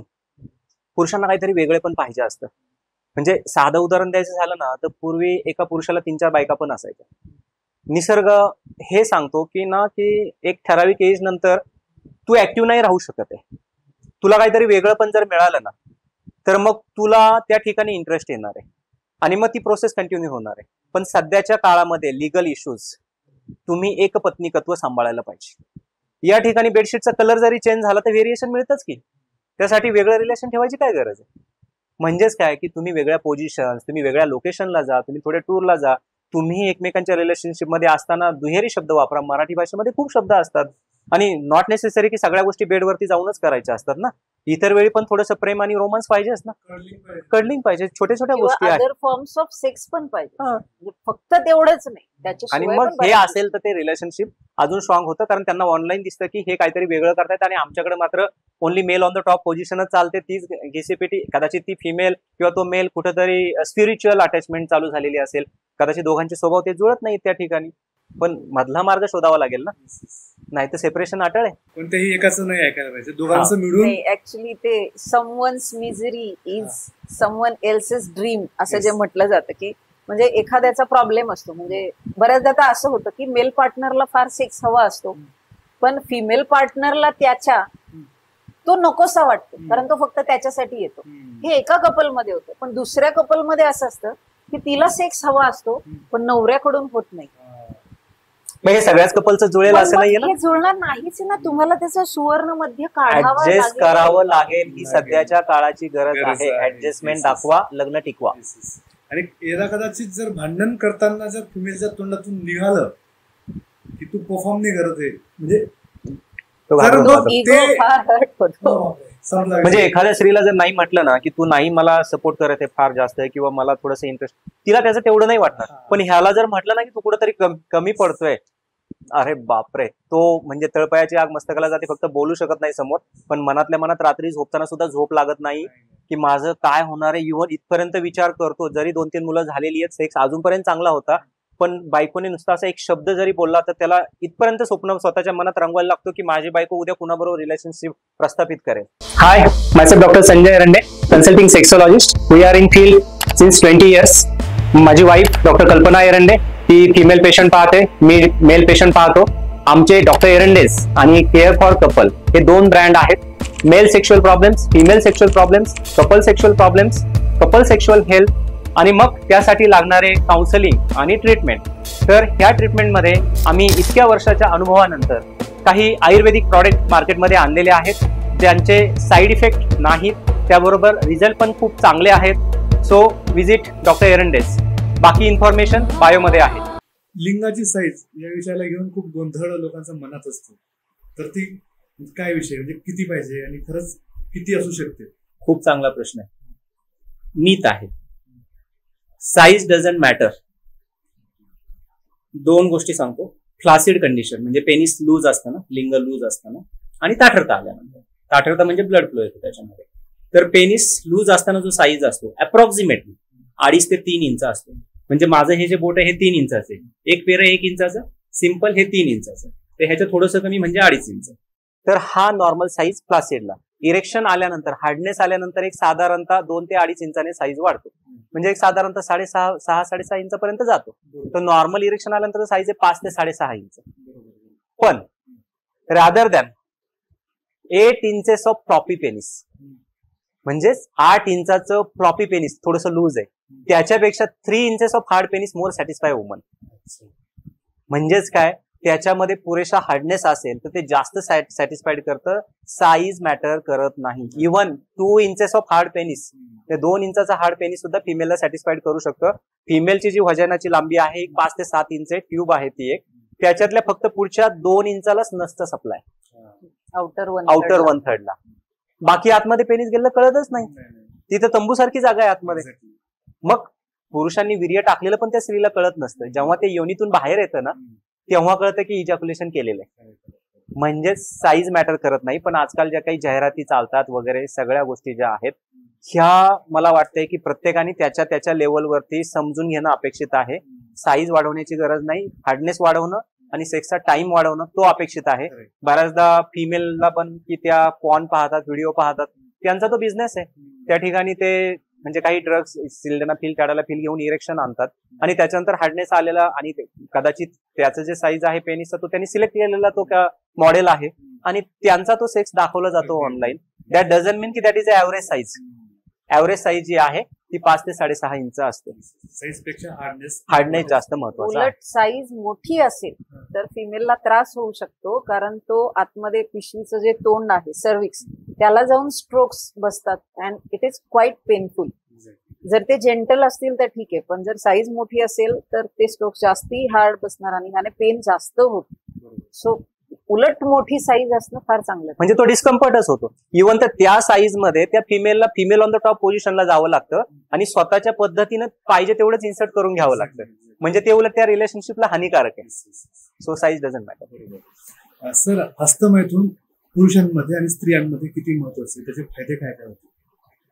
हस्तमैथून हा जो टॉपिक आहे आता मला वाटतं तुम्ही गुगलला जरी टाकलं मास्टरबेशन तर तुम्हाला त्याचे खूप सारे views, right views, left views, म्हणजे उजव्या बाजूचे, डाव्या बाजूचे, चांगल्या बाजूचे, वाईट आहे, सगळ्या गोष्टी कळतील. कन्फ्युजन होत आहे लोकांचं, अरे मी काय करू, मी करू का नको करू. मगाशी मी बोललो की पुरुष प्युबर्टी कंप्लीट होते 15व्या वर्षी. 15व्या वर्षी प्युबर्टी कंप्लीट होते, त्याला भावना निर्माण होतात. पूर्वी लग्न व्हायची 16व्या-17व्या वर्षी. मास्टरबेशन करायचा विषयच नव्हता ना काही. पण डेफिनेटली आता सध्याला लग्न उशिरा होत आहेत. तर मी मगाशी म्हटलं नदीला आलेला पूर आहे, त्याला अडवू नाही शकत आहे. चॅनेलाइज करायचं. चॅनेलाइज काय करायचंय तर मास्टरबेशन करणं. म्हणजे एक साधारणतः आठवड्यात नाही 1-2दा करणं. एक्स्ट्रीमिटीज खूप जास्त करणं. म्हणजे माझ्याकडे काही पेशंट असे असतात की दिवसाला 20-20, 25-25 वेळा पण करतात. हायेस्ट केस आहे 27 वेळा मास्टरबेशनची. पण दॅट इज की ते कंपल्सिव्ह मास्टरबेशन, म्हणजे तो ऍडिक्ट झाला मास्टरबेशनला आणि मग त्याच्यामुळे त्याचे हेल्थ इश्यूज होतातच ना. मग त्याच्या डोक्याच्या केसापासून तर पायाच्या बोटापर्यंत, त्याच्या बोन डेन्सिटी पासून तर त्याच्या चेहऱ्याच्या ग्लो पर्यंत, त्याच्या इरेक्शन पर्यंत, प्रीमॅच्युरिझम, सगळ्याच गोष्टींची हानी होते. सो मग त्या ठिकाणी जर ते गुगलला जाऊन तो सर्च करत असेल आणि तिथं लिहिलंय की मास्टरबेशन काही प्रॉब्लेम नाही, डॉक्टर पण काही सांगतात की काही प्रॉब्लेम नाही, किती पण करा, डेफिनेटली रॉंग आहे. मास्टरबेशन हे लिमिटमध्ये असेल किंवा जोपर्यंत तुम्हाला सेक्स करायला चान्स नाहीये तोपर्यंत तुम्ही आठवड्यातनं 1-2दा मास्टरबेशन करू शकता. त्याच्या पुढे जे आहे रिकमेंडेड, म्हणजे की तुम्ही तुमच्या लेवलला, पण तरी सुद्धा मी रिकमेंड करेल की आठवड्याला 3-4 वेळापेक्षा जास्त मास्टरबेशन करू नये. ऍक्च्युली कुठली पण गोष्ट, म्हणजे आपल्या संहिता ग्रंथ जे आहेत, मगाशी मी उल्लेख केला की चरक संहिता, इसवी पूर्व 2-3 वर्षी पण सांगितलंय निग्रहात अतिमैथुनात शुक्राचे दोष सांगितलेले आहेत. म्हणजे त्याने शुक्रदोष म्हणजे काय, तुमचं सेक्शुअल लाईफ डिस्टर्ब होतं. निग्रह म्हणजे फक्त निग्रह म्हणजे काय की त्या गोष्टीपासून दूर ठेवणं, ऍब्स्टिनन्स, दाबून ठेवणं. तुमच्या भावनांचा कधी पण उद्रेक होऊ शकतो. समाजामध्ये आता म्हणजे की तुम्ही मास्टरबेशन नाही करत आहे पण तुम्ही त्या वयात आलेत, तुमच्या भावनांचा उद्रेक होते, केसेस दिसतात, रेप होणं किंवा काहीतरी कुणाला तरी चुकीच्या पद्धतीने हँडल करणं. मग ह्या गोष्टी जर टाळायच्या असतील तर स्वतःच्या इमोशनला कंट्रोल करायचं असेल तर मास्टरबेशन हाच ऑप्शन आहे ना. बिचारे पुरुष कुठं जाणार आहेत. सो मग निग्रह म्हणजे की तो निग्रह पण चांगला नाहीये आणि अतिमैथुनात म्हणजे त्याचा अति वापर करणं, म्हणजे अति तुम्ही त्या वीर्याला बाहेर काढणं हे पण चांगलं नाही. सो तुम्हाला सेक्स एज्युकेशन मध्ये पण मगाशी हा पॉईंट बोललो की जर का एसटीडी म्हणजे तुम्ही मास्टरबेशन नाही करत आहे पण आता सेक्सची इच्छा होते, तुम्ही सोशली पण एक चांगल्या ट्रॅकमध्ये आहात, तुम्ही कुणाला जाऊन टच पण नाही करणार आहे, पण तुम्हाला तर आता भावना अनावर होत आहेत, तुम्ही काय करणार आहे, प्रॉस्टिट्यूटकडे जाणार आहे. पण मग तुमच्याकडे नॉलेज नाहीये प्रॉस्टिट्यूटकडे गेल्यानंतर कसं करायचं, काय करायचं, प्रोटेक्शन वापरायचं नाही वापरायचं, किंवा तिथं गेल्यानंतर रिस्क पण आहे, कदाचित कॉन्डमला टियर गेला, फाटला, किंवा मग कॉन्डम निघून आला, कदाचित त्यावेळेस काही नाही झालं पण टेन्शन येतं ना, एक भीती निर्माण होते की मला असं काही झालंय का. सो म्हणून सेक्स हा ऑप्शन नाहीये तर masturbation that is a better option, पण तो लिमिटमध्ये असला पाहिजे. मास्टरबेशन ही गोष्टच मुळी म्हणजे जेव्हा तुमच्याकडे पार्टनर नाही तेव्हा करायची गोष्ट. मग ते मेल्स पण करू शकतात, फिमेल्स पण करू शकतात, पण फिमेल्स जे आहेत त्यांचं प्रमाण थोडं कमी आहे पुरुषांपेक्षा, पण जसं अवेअरनेस वाढतोय तसं ते पण वाढतंय. पण फिमेल्स मध्ये मास्टरबेशन जे आहे तर ते एक क्लायटोरी स्टिम्युलेशन आणि दुसरं म्हणजे वजायनल पेनिट्रेशन बाय फिंगर्स और आता सेक्स टॉयज एक वापरले जातात याच्यातूनच होतं. पण फिमेल्स मध्ये त्याचं खूप अति करणं ह्या गोष्टी फार कमी आढळतात जशा पुरुषांमध्ये आढळतात. पण आहेत अशा ही केसेस आहेत की त्यांच्यामध्ये मास्टरबेशनला त्या इतक्या ऍडिक्ट होतात की त्यांना ते केल्याशिवाय शांतच बसवत नाही. म्हणजे ते वय असतं ना, तुमचे हॉर्मोन्स उफाळून येत असतात आणि मला इच्छा होते पण माझ्याकडे पार्टनर नाहीये, मग मी ती इच्छा भागवण्यासाठी मास्टरबेशन करते, क्लायटरल स्टिम्युलेशन करते. आणि ते सुरुवातीला तुम्ही जे करता तेव्हा त्याचं स्पीड, त्याचा पॅटर्न, त्याचं प्रेशर हे थोडं असतं. पण जसजसं तुम्ही त्याला ऍडिक्ट होता तसतसं तुम्ही ते वाढवता. आणि हे पुरुषांच्या बाबतीतही होतं की तुमचा प्रेशर वाढलं, स्पीड वाढलं, पॅटर्न बदलला की तुम्हाला ते छान वाटायला लागतं आणि त्याच्यातून एक डोपामाइन मिळत जाते. आणि त्याच्यासाठी मग मला थोड्या कष्टातून ते डोपामाइन मिळून जातं ना तिथे, मग मला ते परत परत मिळावं असं वाटलं तर मी ते करत राहते आणि म्हणून मग मला त्याचं ऍडिक्शन होतं. आणि जसं ते पुरुषांसाठी चांगलं नाही तसं बायकांसाठी पण चांगलं नाही, कारण मग तुम्ही त्याला ऍडिक्ट होता म्हणजे तुम्हाला त्याची सवय होते. पार्टनर सोबत गेल्यावर पेनिट्रेटिव्ह सेक्सने तो फील येत नाही, म्हणून पूर्ण ऑर्गॅझम म्हणण्यापेक्षा त्यातनं जो प्लेजर मिळायला पाहिजे मला तो मिळत नाही आणि म्हणून मग क्रायसिस होतात. म्हणजे पुरुषांचा प्रॉब्लेम तर हा होतो की आता लग्न उशिरा होते, मास्टरबेशनची सवय लागली, हँडची ग्रिप स्ट्रॉंग असते किंवा प्रोन मास्टरबेशन, बेडवरती रबिंग करणं. मग ह्या ज्या सवयी असतात ना ह्या 15व्या वर्षी वयात आल्यात आणि 30व्या वर्षी लग्न होते तर 15 वर्षाची ती सवय लागली आहे. एखाद्याला नाकाने पाणी प्यायची सवय लागली आहे 15 वर्ष आणि त्याला सांगितलं की आता तोंडाने पाणी पी, नाही जमणार आहे ना. इट्स लाईक दॅट की त्या पुरुषाला मास्टरबेशन करताना हार्डनेस येतो पण सेक्स करताना इरेक्शन येत नाही. कारण मास्टरबेशन करताना तो त्या प्रायव्हसीमध्ये करतो. बायको आले की त्याची प्रायव्हसी हॅम्पर होते. म्हणजे तुम्हाला युरिन किंवा मोशन करताना जर का तुम्हाला सवय लागली प्रायव्हसीची आणि आता एखादा माणूस तुमच्या समोर उभा आहे आणि सांगितलं की हा आता त्याच्या समोर युरिन कर किंवा मोशन कर, नाही होणार. It's like the same thing. तुम्ही 15 वर्ष प्रायव्हसीमध्ये केलेल्या मास्टरबेशनच्या परिणामाने जेव्हा तुम्ही तिथं जाताय, म्हणजे मी एक्सेसिव्ह मास्टरबेशन बद्दल बोलतोय, तर त्यावेळेस तुम्हाला तो फील येत नाही. कारण तुम्हाला तो जस्ट डोळे थोडेसे बंद करून तो इमॅजिन करून किंवा पॉन पाहून हाताने रबिंग करून त्या पेनिसच्या टोकावरती फक्त रबिंग करायची सवय करून तो फील आणायची सवय लागलेली असते. आणि मग वजायनल पेनिट्रेशनच्या वेळेस इरेक्शन येत नाही. आणि समजा आलंच तर काही कपलमध्ये जेव्हा आता प्रेग्नन्सी ठेवायची वेळ येते तो आनंदाचा परमोच्च क्षण, दॅट इज द ऑर्गॅझम, मास्टरबेशनची सवयीमध्ये होता. मग ह्याला तो आनंद तिथे मिळत नाही आणि त्याच्यामुळे इजॅक्युलेशन नाही होत आणि मग प्रेग्नन्सी राहत नाही. म्हणजेच मास्टरबेशनच्या एक्सेसिव्ह करण्याने तुम्हाला इरेक्टाईल डिस्फंक्शन किंवा तुम्हाला तो फील किंवा तो लिबिडो किंवा नंतर इजॅक्युलेशनच न होणं ह्या गंभीर समस्यांना सामोरं जायला लागू शकतं. पण मास्टरबेशन कम्प्लिटली वाईट आहे असं काही नाहीये प्रमाणात केलं तर ठीक आहे. कारण तुम्ही त्या काळात ते करत राहिलात तर तुमचे हॉर्मोन्स त्याप्रमाणे ज्या पद्धतीने जायला पाहिजे ते जाणार. दुसरी गोष्ट, तुम्हाला काही गोष्टी स्वतःबद्दल कळतात की मी कसं केलं की मला छान वाटतं. खास करून मुलींच्या बाबतीत ही गोष्ट खूप मॅटर करते की मला जर कळालं की मला स्वतःला आनंद कशातून मिळतोय तर मी स्वतः जेव्हा करते तेव्हा तर मला मिळेलच, पण जेव्हा मी पार्टनर सोबत असते तेव्हा सुद्धा तुम्ही म्युच्युअल मास्टरबेशन मधून हा आनंद मिळवू शकता. आणि मग तुमची रिक्वायरमेंट फक्त पेनिट्रेटिव्ह सेक्सवर जी असते ती कमी होते. आजही penetrative sex is the best form of sex, पण अलॉंग विथ दॅट जेव्हा तुम्ही ह्या बाकीच्या गोष्टी करता तेव्हा मग तुमचा सेक्स जास्त फुलफिलिंग होतो, एक्सपेक्टेशनचं बर्डन कुणावरच येत नाही आणि मग जास्त सॅटिस्फाईंग होतो इंटरकोर्स.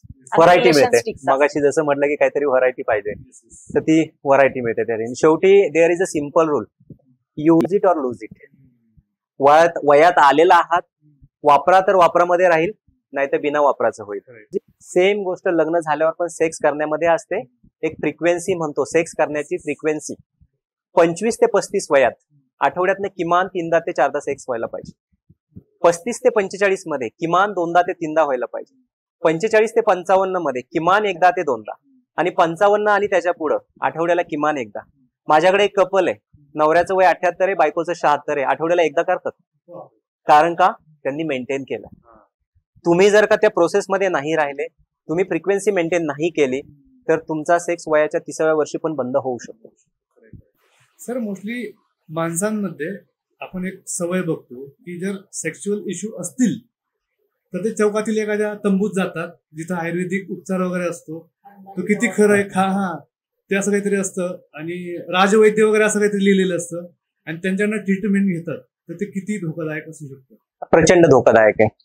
कारण ते जे काही औषध असतात ते काही कम्प्लिटली आयुर्वेदिक नसतात, जरी बाहेर आयुर्वेदिक लिहिलेलं असेल तरी. म्हणजे बऱ्याचदा काही त्यांच्यावरती धाड पडलेली आहे तर त्याच्यामध्ये बऱ्याचदा सिल्डेनाफिल, टॅडालाफिल म्हणजेच काय लगेच असर होऊन ताठरता आणणारी औषधं. Actually Instant sildenafil, effect. टॅडालाफिल जे आहे ते फुफ्फुसाच्या बीपीचं औषध आहे. म्हणजे बोली भाषेत Viagra, that is a sildenafil. ते काय करतं, रक्तवाहिन्यांना फुगवतं आणि मग जोरात रक्त पुरवठा जातो. वायग्रा गोळी 1 तासात पुरवठा करते, 4 तासापर्यंत, म्हणजे पार्टनरच्या जवळ गेल्यावर. टॅडालाफिल स्लोली ऍक्टिव्ह आहे, घेतल्यानंतर 2 तासांनी तुम्ही जवळ गेले, 36 तासाच्या आतमध्ये कधी पण केलं तर होऊ शकतं. म्हणजे आजकाल तर ती टॅडालाफिल हे विकेंडला घेण्याचं औषध झालंय, किंवा कुठं बँकॉक पटायला चालले की तिकडे टॅडालाफिल घ्यायची म्हणजे आपले 2-3 दिवस चांगले निघतात. पण that is the dependency medicine. म्हणजे सवय लागते, गोळी खाल्ली की पुढच्या वेळेस त्या डोसने त्यांना ते होत नाही, त्याच्यापेक्षा हायर डोस घ्यावा लागतो. मग 25 ची 50 mg होते, 100 mg होते. म्हणजे माझ्याकडे एक पेशंट होता, त्याने वयाच्या 28व्या वर्षी लॉजला गेला, त्याला काहीही सेक्शुअली प्रॉब्लेम नव्हता, पण जस्ट फक्त लॉजचे पैसे वसूल झाले पाहिजेत आणि दिवसभरात त्याला तिथं एंटरटेन करता आलं पाहिजे म्हणून त्यांनी 25 mg ची व्हायग्रा घेतली, सिल्डेनाफिल. त्याचं लग्न झालं 32व्या वर्षी, माझ्याकडे 32व्या वर्षी आला. ऍट ए टाइम 100 mg च्या 5 व्हायग्रा खायचा आणि तरी इरेक्शन येत नव्हतं आणि अक्षरशः समोर रडत होतं. पण हे जेव्हा कोणी डॉक्टर देतात ना तेव्हा ते तुम्हाला त्याच्या नावासकट देतात तरी ना. हे हा. खानदानी दवाखानावाले त्याला लिमिटच नाही. आयुर्वेदिक औषधांच्या नावाखाली त्याच्यात हे मिक्स करून देतात. त्याचा डोस वगैरे ह्याचं कुठलंही प्रमाण फिक्स नसतं, काही नसतं, आणि त्याचे काय साईड इफेक्ट्स होतील हे माहित नाही. त्याच्यावर काहीच कंट्रोल नाहीये. किंवा बऱ्याचदा पुरुष असं होतं की कुठेतरी डॉक्टरकडे जायचं, मग 4 लोक आपल्याला बघतील, त्यापेक्षा कुठेतरी कोपऱ्यामध्ये ते टाकलेलं छोटंसं दुकान आहे, चला मग आपण घेऊन टाकूया. आणि बऱ्याचदा ते लोक चार्जेस पण हाय घेतात, त्यांना वाटतं की खूप छान असेल, भारी असेल. इव्हन हे लोक हिमालयात तिकडे गेले की तिकडे पण शिलाजीत रस्त्यावर विकणारे वगैरे भेटतात त्यांना कोणीतरी, प्युरिटी वगैरे. ऍक्च्युली आयुर्वेदिक औषधं खूप सुंदर रिझल्ट येतात. मग अशी मी जे उदाहरण सांगितलं की जे व्यक्ती 100 mg ची 5-5 व्हायग्रा खाते, डिपेंडन्सी आलेली आहे, अशा केसेसमध्ये आयुर्वेदिक औषधांनी म्हणजे की शतावरी, अश्वगंधा, गोक्षूर, कवचबी, शिलाजीत, पण हे त्या डॉक्टरांकडनं घ्यायला पाहिजे ना. त्याचं एक कॉम्बिनेशन असतं. अश्वगंधा काय सगळ्यांनाच हार्डनेस आणते किंवा सगळ्यांना चालते असे नाहीये. मास्टरबेशन करणाऱ्याची ट्रीटमेंट वेगळी असते, डायबिटीज असणाऱ्याची ट्रीटमेंट वेगळी असते, एखाद्याचा एजेड आहे त्याची ट्रीटमेंट वेगळी असते. मग ही सगळी जी काही ट्रीटमेंट असते इंडिव्हिज्युअलाइज ट्रीटमेंट. काउन्सिलिंग झालं, पेशंटची हिस्ट्री कळली, त्यानुसार औषधांचं कॉम्बिनेशन दिलं तर चांगला फरक पडतो. त्याच्यामुळे हे कोणी पालं टाकलेली रस्त्यावरती जी लोक असतात त्या ठिकाणी ट्रीटमेंट अजिबात घ्यायला जाऊ नये. त्याच्यामुळं आयुर्वेद शास्त्राचं नाव पण बदनाम होतंय आणि पेशंटचा पण लॉस होतोय. सर, आता लाईफस्टाईल चेंज होत चालली. विकेंडला पार्टी करणं, स्लीप सायकल डिस्टर्ब होते. तुम्ही सिगरेट, दारू, ड्रग्ज, त्याच्यानंतर जिम करणारे इंजेक्शन वगैरे घेतात, तर या सगळ्या, आणि फास्ट फूड, तर या सगळ्यांचा आपल्या सेक्स लाईफवर काय परिणाम होतो? सो चांगला प्रश्न आहे, कारण शेवटी सेक्शुअल प्रॉब्लेम्स आणि सेक्शुअल हेल्थ चांगली जर ठेवायची आहे तर डाएट, लाईफस्टाईल खूप महत्वाची गोष्ट आहे. लाईफस्टाईल म्हणजे की दररोज 7 तासाची झोप झाली पाहिजे. आज 6 तास झाली, उद्या 8 तास. मग अशी मी म्हटलं की brain is the greatest sexual organ. ब्रेनला रेस्ट पाहिजे, झोपेशिवाय मिळणारच नाहीये. म्हणजे आयुष्यातला 1/3 वेळ आपण झोपेमध्ये घालवला पाहिजे. तर त्याच्यानंतर मग शेवटी सेक्स चांगला होऊ शकतो. म्हणजे थोडक्यात ब्रेनला रिफ्रेशमेंट मिळण्यासाठी ब्रेनमधून हॅपी हार्मोन सिक्रेट होतात, डोपॅमिन, एंडॉर्फिन, सेरोटोनिन. तर शेवटी कसं आहे की तुम्ही त्या ब्रेनला जितकं खुश ठेवणार आहे तेवढं तुमचं सेक्शुअल लाईफ चांगलं असणार. Daily 45 minutes to 1 hour workout, blood circulation चांगलं होतं आणि त्याबरोबर तुमचे हॅपी हार्मोन्स पण चांगले होतात. मी अति जास्त वर्कआउट पण रिकमेंड करत नाहीये. माझ्याकडे काही प्रोफेशनल बॉडी बिल्डिंग करणारे मुलं येतात आणि त्यांची बायको म्हणतात की हा फक्त दिसायला आहे हो सर, त्याच्याकडनं काहीच नाही होतंय. का? कारण ते इतके एक्झर्ट होतात. आयुर्वेद असं सांगतो की आपल्या ताकदीचा अर्धा भागच व्यायाम करावा, अर्धी ताकद शिल्लक ठेवावी.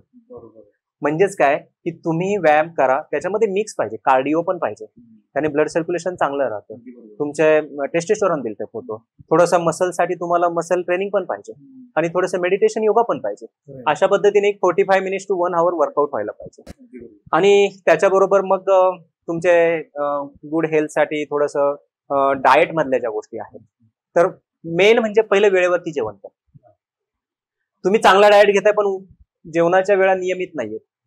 कोणत्या वेळेत? हा, तर काल तुम्हाला ऑनलाईन पण खूप सारे चान्सेस आहेत डाएट कसा घ्यावा काय घ्यावा, पण मी रिकमेंड करेल की जे काही डाएट घेणार आहे तो पहिला वेळेत घ्या.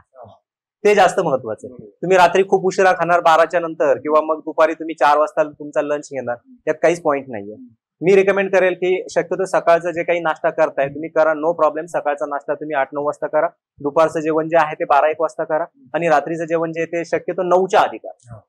महाराष्ट्रीयन लोकांनी महाराष्ट्रीयन फूड घ्यावं, जम्मू काश्मीरच्या लोकांनी जम्मू काश्मीरचं फूड घ्यावं, साऊथ इंडियन लोकांनी साऊथ इंडियन घ्यावं. मला बऱ्याचदा प्रश्न हे विचारतात की मग आम्ही फूड काय घेऊ, त्यांना ऑनलाईन दिसतं लसूण, टरबूज, अजून काय कलिंगड वगैरे खाल्लं तर होईल. असं जर झालं असतं तर सगळ्यांनी घरी कलिंगड आणून ठेवलेले असते. असं काही नाहीये. बेसिकली टेस्टोस्टेरॉन वाढण्यासाठी त्यांना वाटतं लसूण हा ठीक आहे, तुमचं कोलेस्ट्रॉल कमी करतो, तुमचं रक्तवाहिन्या थोड्याशा स्वच्छ करतो, ब्लड फ्लो चांगला होतो, साहजिक आहे की इरेक्शनला फायदा होणारच आहे. सो लसूण जो आहे तो उपयोगी आहे, पण ऑलरेडी ज्याला उष्णता आहे त्याने लसूण खाल्ल्यानंतर अजून उष्णता वाढणार आहे ना. कदाचित त्याचं प्रीमॅच्युअर इजॅक्युलेशन पण होऊ शकतं.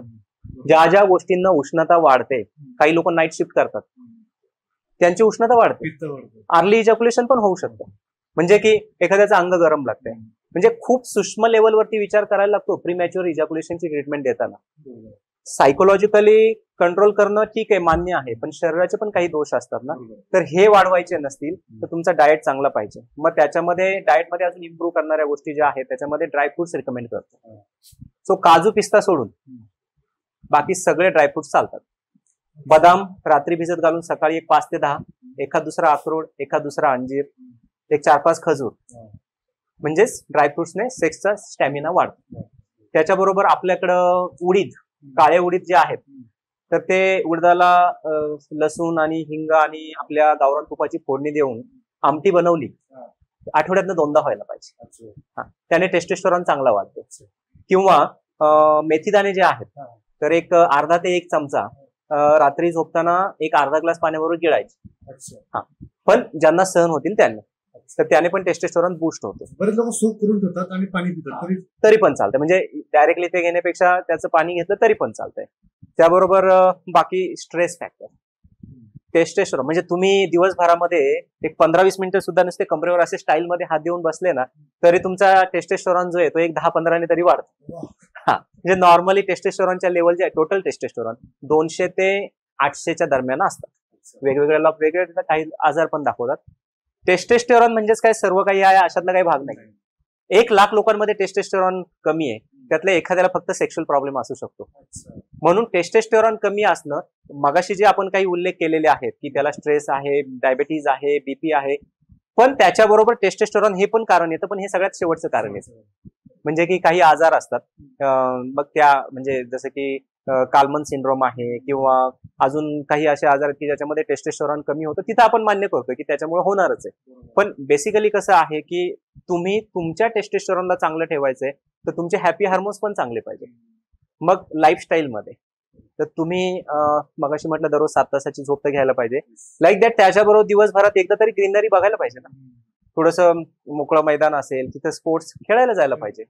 छोटंसं कुत्र्याचं पिल्लू असेल, छोटंसं मांजराचं पिल्लू असेल, फार कशाला छोटंसं बाळ जरी असेल, पूर्वी जॉईंट फॅमिली असायच्या, घरात कुणाला कुणाचं तरी छोटंसं बाळ असायचं, त्यांच्याकडे पाहिलं तरी मन असं भरून येतं, छान वाटतं. तुमचे serotonin hormone, happy hormone secrete होतात, ऑक्सिटोसिन सिक्रेट होतो, डोपामिन सिक्रेट होतो, त्याचा फायदा तुमच्या सेक्सला होतो. म्हणून मन खुश असणं अपेक्षित आहे. सध्याच्या काळात सगळ्यांना स्ट्रेस आहे आणि स्ट्रेस हे सगळ्यात मोठं कारण आहे सध्याच्या सेक्स प्रॉब्लेमचं. आणि ह्या स्ट्रेसमुळे पुढे डायबिटीज, बीपी, थायरॉइड, कोलेस्ट्रॉल सगळ्याच गोष्टी वाढत चाललेल्या आहेत ना. म्हणून पहिलं स्ट्रेसला कमी करा. मग स्ट्रेसला कमी करायचं असेल तर बऱ्याचशा गोष्टी आता मी ज्या सांगितल्या त्याच्याबरोबर तुम्ही कॉम्प्लिकेशन पण नका वाढवू ना. म्हणजे माझ्याकडे काही असे पेशंट आहेत की त्यांचे खूप मोठमोठे EMI चालू होते, लक्झरी गाडी होती, मोठी मोठी घरं होती, त्याच्यापेक्षा आता एक 2 BHK घरामध्ये गेलेत, छोटीशी गाडी घेतली आहे आणि मस्तपैकी 30 दिवसांपैकी आठवडाभर तर कुठेतरी टूरलाच जात असतात. हॅपी हार्मोन्स ते देणगी आहे त्या निसर्गाची, आणि म्हणून आपण जास्त दिवस जगू शकतो. म्हणजे मी पेशंटला सांगतो की इरेक्टाईल डिस्फंक्शन म्हणजे लिंगामध्ये ताठरता कमी झाली तर तुमच्या शरीरातला 25% ब्लड फ्लो कमी चाललाय. जेव्हा 50% कमी चालणार आहे ना, दॅट इज हार्टचा प्रॉब्लेम. म्हणजे भविष्यातल्या हृदयाच्या प्रॉब्लेमची सुरुवात ही तुमच्या इरेक्टाईल डिस्फंक्शन पासून, म्हणजे पेनिसची ताठरता कमी झाली की समजायचं भविष्यात 4-5 वर्षांनी हृदयाचा प्रॉब्लेम होऊ शकतो. म्हणून हृदयाला जर चांगलं ठेवायचं असेल तर डेफिनेटली डाएट लाईफस्टाईल चांगलं पाहिजे, त्याचा फायदा सेक्सलाही होणार आहे. That's it. सर आणि व्यसनं खूप वाढत चालली. स्मोकिंग, ड्रग्ज, अल्कोहोल हे तर आपण सर्रास पार्ट्यांमध्ये घेतो, तर त्यावर काय मत आहे तुमचं? डेफिनेटली अल्कोहोल, स्मोकिंग, ड्रग्ज ह्या सगळ्या गोष्टी तुमच्या सेक्सला कमजोर करतात. म्हणजे अल्कोहोल सुद्धा काही लोक म्हणतात की मी कमी मात्रेमध्ये घेतो, तरी सुद्धा ते नको आहे. मेंदूच्या ज्या पेशी आहेत त्या कमजोर होतात, ते न्यूरल डॅमेज. आणि सेक्समध्ये न्यूरॉन्स म्हणजे सेन्सर्स, पेनीच्या टोकापासून तर पाठीच्या मणक्यातनं मेंदूकडं, मेंदूमधून परत खाली, तर हे सगळे सेन्सर्सवर चालतं. आणि अल्कोहोल घेण्याने मेंदूच्या पेशी मरतात थोडक्यात, म्हणजे मेंदू श्रिंक होतो. म्हातारपणामध्ये पण मेंदू श्रिंक होतच थोडासा, ॲट्रोपिक चेंजेस म्हणतो आपण त्याला. लाईक अल्कोहोलने हे ॲट्रोपिक चेंजेस अजून जास्त वाढतात. त्यामुळं अल्कोहोल रिकमेंडेड नाहीये, पण तरी सुद्धा घ्यायचा असेल तर कमी क्वांटिटीत, वीकली वन्स 90 ml विस्की किंवा मग एखादा दुसरा वाईनचा ग्लास किंवा एखादी बियर आठवड्यात नाही एखाद्या वेळेस, but no smoking at all. एक सिगारेट तर काय, बाजूला कोणी स्मोक करत असेल तर त्याच्या बाजूला पण नाही बसायला पाहिजे. स्मोकिंगने रक्तवाहिन्या संकुचित होतात. आणि मगाशी मी म्हटलं की ब्लड फ्लो कमी होणं, रक्तवाहिन्या संकुचित झाला की ब्लड फ्लो कमी होणारच आहे. त्यामुळे पहिलं लक्षण तर पेनिसला सगळ्यात जास्त ब्लड फ्लो तिथं लागतो हार्डनेस येण्यासाठी, तर पहिलं तिथंच दिसणार आहे, मग शेवटी हार्टकडे पण दिसणार आहे. त्यामुळे स्मोकिंग अजिबात नाही चालणार. किंवा आजकाल ट्रेंड आहे ड्रग्सचा, ड्रग्स किंवा मग वीड पण, म्हणजे वीड तर कॉमनली थोडंफार चोरून वगैरे इकडे तिकडे मिळतच आजकाल, पण ह्याचे असे कॉम्प्लेक्स, म्हणजे ते काय करतं ना, असं सर्च देतं तुम्हाला थोड्या वेळासाठी, हॉलिसिनेशन्स, तुम्ही वेगळ्या दुनियेमध्ये जाता, पण मग त्या वेगळ्या दुनियेची सवय लागते ना. ड्रग्सचं पण तेच आहे. सुरुवातीला तुम्ही 1X घेतलाय, त्याने तुम्हाला असं डोपॅमिन सर्च मिळतो, भस्कन तुम्हाला सगळी ताकद शरीरात आलेल्यासारखी वाटते, तुम्हाला कॉन्फिडन्स येतो, पण नंतर पुढच्या वेळेस तो 1X तो कमी पडतो त्या डोसला, मग तुम्ही अजून जास्त घेता. तुम्हाला असं वाटतं की त्याचा इफेक्ट अजून 1X येत नाही, 0.5 येते, तुम्ही डोस वाढवता, आणि दॅट इज द ॲडिक्शन. आणि मग हे ॲडिक्शन तुम्हाला सेक्शुअली कमजोर तर करतच करतं, पण त्याच्याबरोबर psychologically depressions means bones, muscles, चेहऱ्याचा ग्लो, आणि मग शेवटी काउन्सिलिंग वगैरे ह्या सगळ्या गोष्टी येतात. ओव्हरऑल इम्पॅक्ट होतो. So no drugs, no smoking, no alcohol, तरी पण थोडंफार अल्कोहोल घ्यायचे, तुमचं टेन्शन घालवायचे, weekly once, that is okay, low डोसेसमध्ये. मॅम, आपण आता बघतो की मुली सर्रास कॉन्ट्रासेप्टिव्ह पिल्स वगैरे घेतात, किंवा आता सेक्स टॉय हा एक नवीन कन्सेप्ट किंवा नवीन कन्सेप्टनी नवीन पद्धत स्वतःला प्लेजर देण्याची आता बाजारात येत चालली आहे, आणि त्यासोबतच पॉर्न हॅबिट, तर यावर तुमचं काय मत? ऍक्च्युली कॉन्ट्रासेप्टिव्ह पिल्स घेणं इतक्या रेग्युलरली चांगलं नसतं. कॉन्ट्रासेप्टिव्ह पिल्स काय असतात? हॉर्मोन्स आहेत आर्टिफिशियली तयार केले. कुठल्याही प्रकारचा आर्टिफिशियल हॉर्मोन तुम्हाला जर बाहेरून दिला तर त्याचा पहिला इम्पॅक्ट हा असतो की तुमच्या ब्रेनला सिग्नल जातो की that hormone is adequate in your body. म्हणजे तुमचा जो नॅचरल हॉर्मोन आहे तो बनवणं तुमची बॉडी कमी करते, कारण ब्रेन तो सिग्नल त्या पर्टिक्युलर ग्लँडला देतो. मग हेच पुरुषांच्या बाबतीत टेस्टोस्टेरॉन दिल्यानं होतं, आणि बायकांच्या बाबतीत हॉर्मोनल पिल्स, मग त्या ओसी पिल्स दिल्या तरीही होतं, किंवा कॉन्ट्रासेप्टिव्ह पिल्स दिल्या. कॉन्ट्रासेप्टिव्ह पिल म्हणजे काय की जर माझा सेक्स झाला तर मी एक लोडिंग डोस मध्ये हॉर्मोनचा डोस घेते, त्याच्यामुळे ओव्ह्युलेशन होत नाही, म्हणजे बीज तयार होत नाही. पण असं मी प्रत्येक वेळी एकदम सडनली जेव्हा तो लोडिंग डोस घेते त्याच्या पुढच्या एक साधारण 7 दिवसामध्ये मला पिरियड्स येऊन जातात, म्हणजे मी माझी पाळीची तारीख प्रिपोन केली किंवा डिस्टर्ब केली. आणि जेव्हा तुम्ही हे परत परत करत राहता, तुम्ही स्वतःच तुमच्या ब्रेनला सिग्नल देताय आणि तुमचे सायकल्स डिस्टर्ब करून घेता. म्हणजे आज तुम्ही एन्जॉय करताय रिलेशनशिप बॉयफ्रेंड बरोबर किंवा नवऱ्याबरोबर सुद्धा, पण जेव्हा तुम्ही काही वर्षांनी बाळ होण्यासाठी प्रयत्न करणार तेव्हा तुमचे सायकल्स तुम्हाला साथ नाही देणार.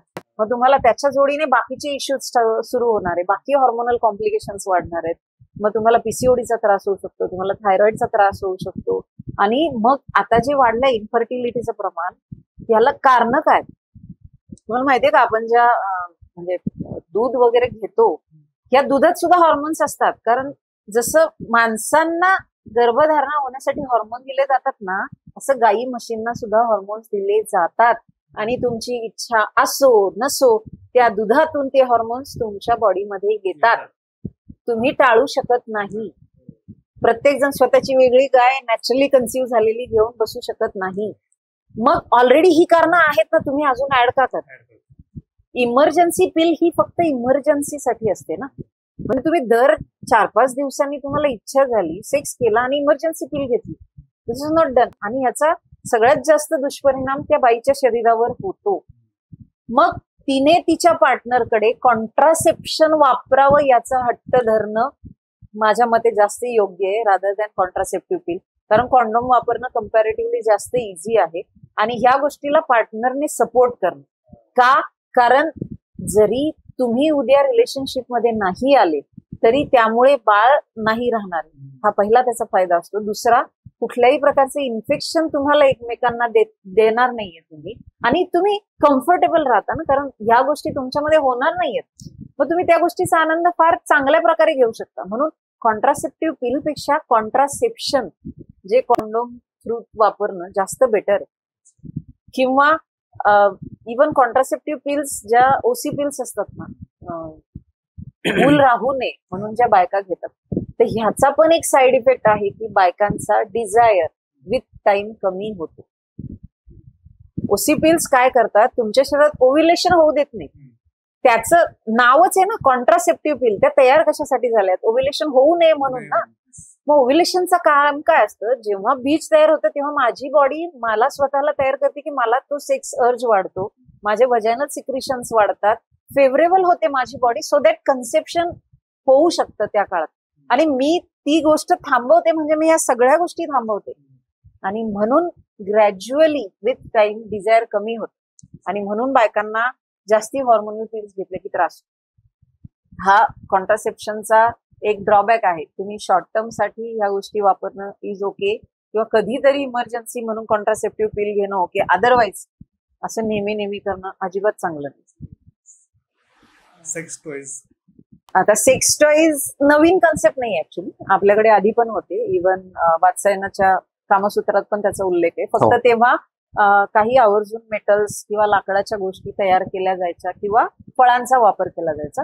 आता ते जास्त सॉफिस्टिकेटेड, प्रॉपर प्लॅनिंग करून हवे तसे डिझाईनचे, हवे तसे आकाराचे, त्याच्यात व्हायब्रेशन्स टाकून वगैरे ह्या गोष्टी केल्या जातात. पण सेक्स टॉय ही ऍडिशनल गोष्ट म्हणून ठेवणं जास्त चांगलं. म्हणजे बऱ्याचदा काही कपल्स मध्ये समजा एखादी फिमेल पार्टनर जर म्हटली की मला सेक्स टॉय वापरायचा आहे, तरी त्या पार्टनरला त्याची अँझायटी येऊ शकते की मी सॅटिस्फाय नाही करू शकते म्हणून हिला इच्छा होतीये सेक्स टॉय वापरायची. असं नका धरू. तुम्ही दोघेही म्युच्युअली काही गोष्टी समजून घेणं गरजेचं असतात. पुरुषांसाठी पण असतात सेक्स टॉयज, फिमेलसाठी पण असतात. आणि त्याच्यात म्हणजे पुरुषांना अँझायटी याची पण असते की उद्या हिने सेक्स टॉय वापरायला सुरुवात केली तर त्याचे व्हायब्रेशन्स मध्ये त्याचे 6-6, 7-7 स्पीड्स असतात, त्याचे पॅटर्न्स असतात, त्याच्यात सक्शनची व्यवस्था असते की जे क्लायटरल स्टिम्युलेशनला स्टिम्युलेट करतं. पण मग ह्याची जर सवय हिला लागली तर उद्या माझं काय? पण हेच जर तुम्ही दोघांनी म्युच्युअली केलं तर ते तुम्हाला दोघांनाही सॅटिस्फाय होऊ शकतं ना. जगाच्या पाठीवर कितीही चेंजेस होऊ दे, पेनिट्रेटिव्ह सेक्स हे फर्स्ट चॉईस कायम राहणार. कारण त्याशिवाय त्याला सेक्सच नाही म्हणू शकत. मग त्याला मास्टरबेशन म्हणाल ना तुम्ही, जर तुम्ही फक्त सेक्स टॉयजच वापरत राहिले. पण जर जिथं काहीतरी कमी पडतंय किंवा जिथं आता तुमचं बरंच काही करून घेतलंय, काहीतरी व्हॅरिएशन आणायचं, तिथं तुम्ही सेक्स टॉयज वापरा. तुमची सेक्स लाईफ अजून चांगली होईल, अजून कलरफुल होईल आणि त्याचा ओव्हरऑल तुमच्या मॅरिड लाईफ मध्ये, रिलेशनशिप मध्ये खूप चांगला फायदा होऊ शकतो. फक्त तुमचा दृष्टिकोन तसा पाहिजे आणि वापर कंट्रोलमध्ये पाहिजे. बरोबर. आता बऱ्याच कपल्सला पॉर्न पाहायची हॅबिट असते, तर त्याचा दुष्परिणाम कोणत्या लेवलला होऊ शकतो? कपल पेक्षाही मेल मध्ये, म्हणजे की बऱ्याचदा आपल्याकडे तरी किमान अजूनही मेल खूप डॉमिनंट आहे पॉर्न पाहण्याच्या बाबतीमध्ये. ओके. आणि मगाशी मी म्हटलं की वयात येणं किंवा प्युबर्टीमध्ये कम्प्लीट होणं, प्युबर्टी 15व्या-16व्या वर्षी जे आहे, तर चान्स जे आहेत आता, पूर्वी कुठेतरी एखादं छोटंसं बुक असायचं, कुठेतरी ते एखाद्या उशीखाली वगैरे किंवा लपून ठेवून ते वाचलं जायचं आणि त्यातूनच तो फील यायचा. त्यासाठी काही असं चलचित्र वगैरे ह्या गोष्टींची गरज नव्हती. पण आता काय झालंय ना, की इतकं इझी झालंय पॉर्न की त्याच्यामुळं कोणी पण व्यक्ती, म्हणजे जेव्हा त्याला लिबिडो, तेव्हा त्याच्या प्युबर्टी चालू होते, मग कम्प्लीट होते 15व्या वर्षी, तर त्याला त्याच्या जेव्हा भावना निर्माण होतो इझिली पॉर्न पाहू शकतो मोबाईलवरती.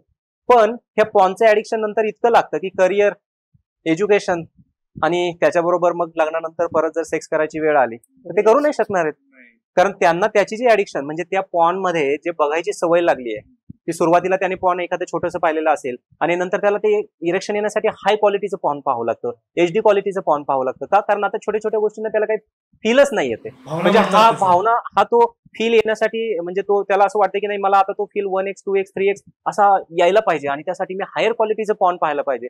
मग हे ऍडिक्शन अजून वाढत जातं आणि मग त्याच्यानंतर लग्नानंतर पण मग त्याला पॉर्न पाहिल्याशिवाय त्याच्याकडनं इरेक्शन होत नाही किंवा सेक्स होत नाही. सो ह्याला म्हणजे मला असं वाटतं की ह्याला कुठेतरी एक लिमिट पाहिजे, कारण तुम्ही त्याला टाळू पण नाही शकत आहे. आणि मी मगाशी म्हटलंच की use it or lose it. तर तुम्ही त्याचा नियंत्रित वापर केला तर पॉर्न चुकीचं नाहीये, पण अनियंत्रित वापर होतोय हे डेफिनेटली चुकीचं आहे. ह्याच्यात अजून 2 पॉइंट्स आहेत. एक तर पॉर्न पाहता म्हणजे दुसरं कोणीतरी सेक्स करतंय ते पाहून मला स्टिम्युलेशन येतं. मग मी सेक्स करताना मी ते पाहिलं नाही तर मला स्टिम्युलेशन नाही आलं तर झाले ना बोप. हे पहिली. आणि पॉर्न पाहताना माझ्या स्वतःच्या इन्सिक्युरिटीज वाढतात, माझ्या स्वतःबद्दलच्या एक्सपेक्टेशन्स बदलतात, पार्टनर बद्दलच्या एक्सपेक्टेशन बदलतात, साईज बद्दल मी कॉम्प्रोमाइज आहे असं वाटायला लागतं. मग मी माझ्यात काही अर्थच नाही असं वाटायला लागतं आणि मग मी तो अर्थ मिळवण्यासाठी अजून अजून पॉर्न बघत जातो, असं होतं. म्हणजे ते त्याला असं मॉडेल बघायची सवय लागलेली असते ना पॉर्न मध्ये, आणि फिमेलला पण ते साईज, पेनिसचा साईज आणि ते पॉर्न मध्ये बघायची सवय लागते. दोघांच्याही एक्सपेक्टेशन ज्या आहेत, अपेक्षा वाढलेल्या असतात, म्हणून ओव्हर पॉर्नोग्राफी त्या अपेक्षा पूर्ण नाही करू शकत आहे त्यांच्या. या गोष्टीने खूप फरक पडतो रिलेशनशिप मध्ये. लोक म्हणतात ना की सोशल मीडियावर जे काही दिसतं ते अजिबात खरं नसतं, म्हणजे तुम्ही डायरेक्ट त्याच्यावर बिलीव्ह करून हे असंच आहे. हो. आणि म्हणून ते रिलेशन मध्ये एक्सपेक्ट केलं की घोळ होतात. म्हणूनच एक्सपर्ट लोकांकडनं काउन्सिलिंग करून घेणं महत्वाचं असतं, जेणेकरून फसवेगिरी आपली होणार नाही आणि आपण योग्य डिरेक्शनला जाऊ. अदरवाईज छोट्याचं मोठ्या रोगात रूपांतर होतं. लोक तिथे ट्रीटमेंट आपण घेतो, लोक ती मेडिसिन कन्झ्युम करतो आणि ट्रीटमेंट राहते बाजूला आणि काहीतरी मोठंच म्हणजे कॅन्सर सारखे आजार आपण बघतो आता या लेवलला होतात. तर आपण याच्यामध्ये प्रिव्हेन्शन आपण म्हणतो ना की काउन्सिलिंग, आपण ह्याच्यात काउन्सिलिंग हे प्रिव्हेन्शन म्हणू. तर क्युअर करणं किंवा ह्या नंतरच्या गोष्टी आहेत. काउन्सिलिंग खूप मोठी गोष्ट आहे आणि तुम्हाला काउन्सिलिंग पर्यंत नाही पोहोचता येते तर सेक्स एज्युकेशन प्रत्येकाला मिळणं खूप गरजेची गोष्ट आहे. मग ऑटोमॅटिकली प्रिव्हेन्शन होईल. आता आपण लोकांना येणाऱ्या समस्या पाहिल्यात तर त्यांना टिप्स सुद्धा देऊयात आपण की हेल्दी सेक्स करण्यासाठी किंवा हेल्दी रिलेशनशिप बिल्ड करण्यासाठी त्या टिप्स असतात तर तुम्ही द्या, म्हणजे त्यांना नक्की फायदा होईल. मगाशी मी डाएट लाईफस्टाईल सांगितला, तो छान ठेवा. रिलेशनशिप दोघांचं कम्युनिकेशन स्ट्रॉंग ठेवा. एकमेकांच्या इच्छा अपेक्षा पूर्ण करताना थोडंफार कॉम्प्रोमाइज झालं तर चालतंय, मनाला लागून घेऊ नका. एन्झायटी परफॉर्मन्स निर्माण होतं, त्यामुळे जे व्हायला पाहिजे ते होणार नाही. एकमेकांना वेळ द्या. ऍटलिस्ट मी फ्रिक्वेन्सी मगाशी सांगितलं की आठवड्यातनं 2-3दा तरी करायचा प्रयत्न करा. नाही होतंय काही प्रॉब्लेम नाहीये, प्रयत्न करणं अपेक्षित आहे. जेव्हा तुम्ही प्रयत्न करत नाही तेव्हा तुमचं दडपण अजून जास्त वाढतं.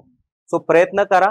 डेफिनेटली तुम्ही 10 वेळा प्रयत्न केलेत तर डेफिनेटली 1-2दा तर सक्सेसफुल नक्कीच होणार आहे. किती पण फेल्युअर होत असेल तरी डेफिनेटली स्विमिंग करायला जर शिकायचं तर 4-5 वेळा पाण्यात बुडावंच लागणार आहे. त्याच्यानंतर स्वाभाविक आहे स्विमिंग करायला शिकणार आहे. त्यामुळे फ्रिक्वेन्सी मेंटेन करा, एकमेकांना सपोर्ट करा आणि मग त्याच्याबरोबर डाएट लाईफस्टाईलचे जे मी पॉईंट सांगितले ते पॉईंट फॉलो करा. मला वाटतं याच्यामध्ये सगळ्यात पहिली गोष्ट जर काही करायला पाहिजे ना कपल, मला जे इमोशन आहे ना मी ते एन्जॉय करायला पाहिजे. मी एक्सपेक्टेशनच्या ओझ्याखालीच इतकं असते की ते इमोशन बाजूला राहतं. म्हणजे मला फील असतो मला माझ्या पार्टनरच्या जवळ जायचं असतं, माझ्या पार्टनरसाठी काही करायचं असतं, माझ्या पार्टनरकडून काही करून घ्यायचं असतं, पण ते बाजूला राहतं. अरे हे असं व्हायला पाहिजे, तसं व्हायला पाहिजे. हे चुकीचं आहे ना. त्याला आपण टास्क करतो. प्रॉब्लेम तोच होतो. म्हणजे पुरुषाला वाटतं की मी तेवढा वेळ टिकलं पाहिजे आणि मी पण त्याला तसा रिस्पॉन्स द्यायला पाहिजे, माझंही तसं व्हायला पाहिजे, मला ही ऑर्गॅझम मिळायला पाहिजे. हे एक्स्ट्रा एक्सपेक्टेशन पण सोशल मीडियाने थोपलेलं आहे. म्हणजे पुरुषाला वाटतं की त्याने जास्त वेळ टिकलं पाहिजे, तसं बायकांना वाटतं की मला प्रत्येक वेळी ऑर्गॅझम मिळाला पाहिजे. असं काही कंपल्शन नसतं. पण फॅन्टसीज येतातच ना. पूर्वी फॅन्टसीजला लिमिट होतं. सोशल मीडियामुळे फॅन्टसीज अजून वाढल्या, कारण लोकांना फॅन्टसीज कळायला लागले की अरे ही पण माझी फॅन्टसी होती. मला वाटत होते की मी जे काही मागतोय हे चुकीचं आहे, पण सोशल मीडियावर तर ते दाखवलंय भरपूर काही, म्हणजे मी ते अजून भरपूर काही मागायला पाहिजे. प्रत्येक गोष्टीला एक लिमिट असते. साहजिक आहे, फॅन्टसीजला पण लिमिट असते. म्हणजे एखाद्या पुरुषाला असं वाटतं की त्याची पार्टनर चांगली फिगरवाली पाहिजे, पण दुसऱ्याला असं वाटतं की नाही ती स्लिम अँड ट्रिम पाहिजे. एखाद्याला वाटतं की नाही ती लांब केसवाली पाहिजे, एखाद्याला वाटतं शॉर्ट केसवाली पाहिजे, एखाद्याला वाटतं की ती उंच पाहिजे, ती बुटकी पाहिजे. प्रत्येकाचे ओपिनियन वेगळे आहेत आणि वयानुसार बदलतात. बदलतं. म्हणजे हे काही फॅन्टसीज कायमस्वरूपी नाही राहत. 4-5 वर्षासाठी ही फॅन्टसी, 4-5 वर्षानंतर वेगळं काय. मग किती अपेक्षांचं बर्डन आणि किती सगळ्या गोष्टी मॅनेज करायच्या, आणि त्यात सोशल मीडियाला अजून परत 10 वर्षांनी तुम्हाला वेगळंच काहीतरी दिसेल. मग किती वेळा बदलावं लागणार आहे. सो बेटर वे, आपला पार्टनर आणि आपण दोघांनी एकमेकांना समजून घ्यायचं. ऑटोमॅटिकली तुमच्या फॅन्टसीज पण कम्प्लीट होतील आणि तुमचे सेक्शुअल हेल्थ जी आहे ती पण चांगली राहील. आणि सांगितलं- बायकांनी ओपनली बोलायला शिकलं.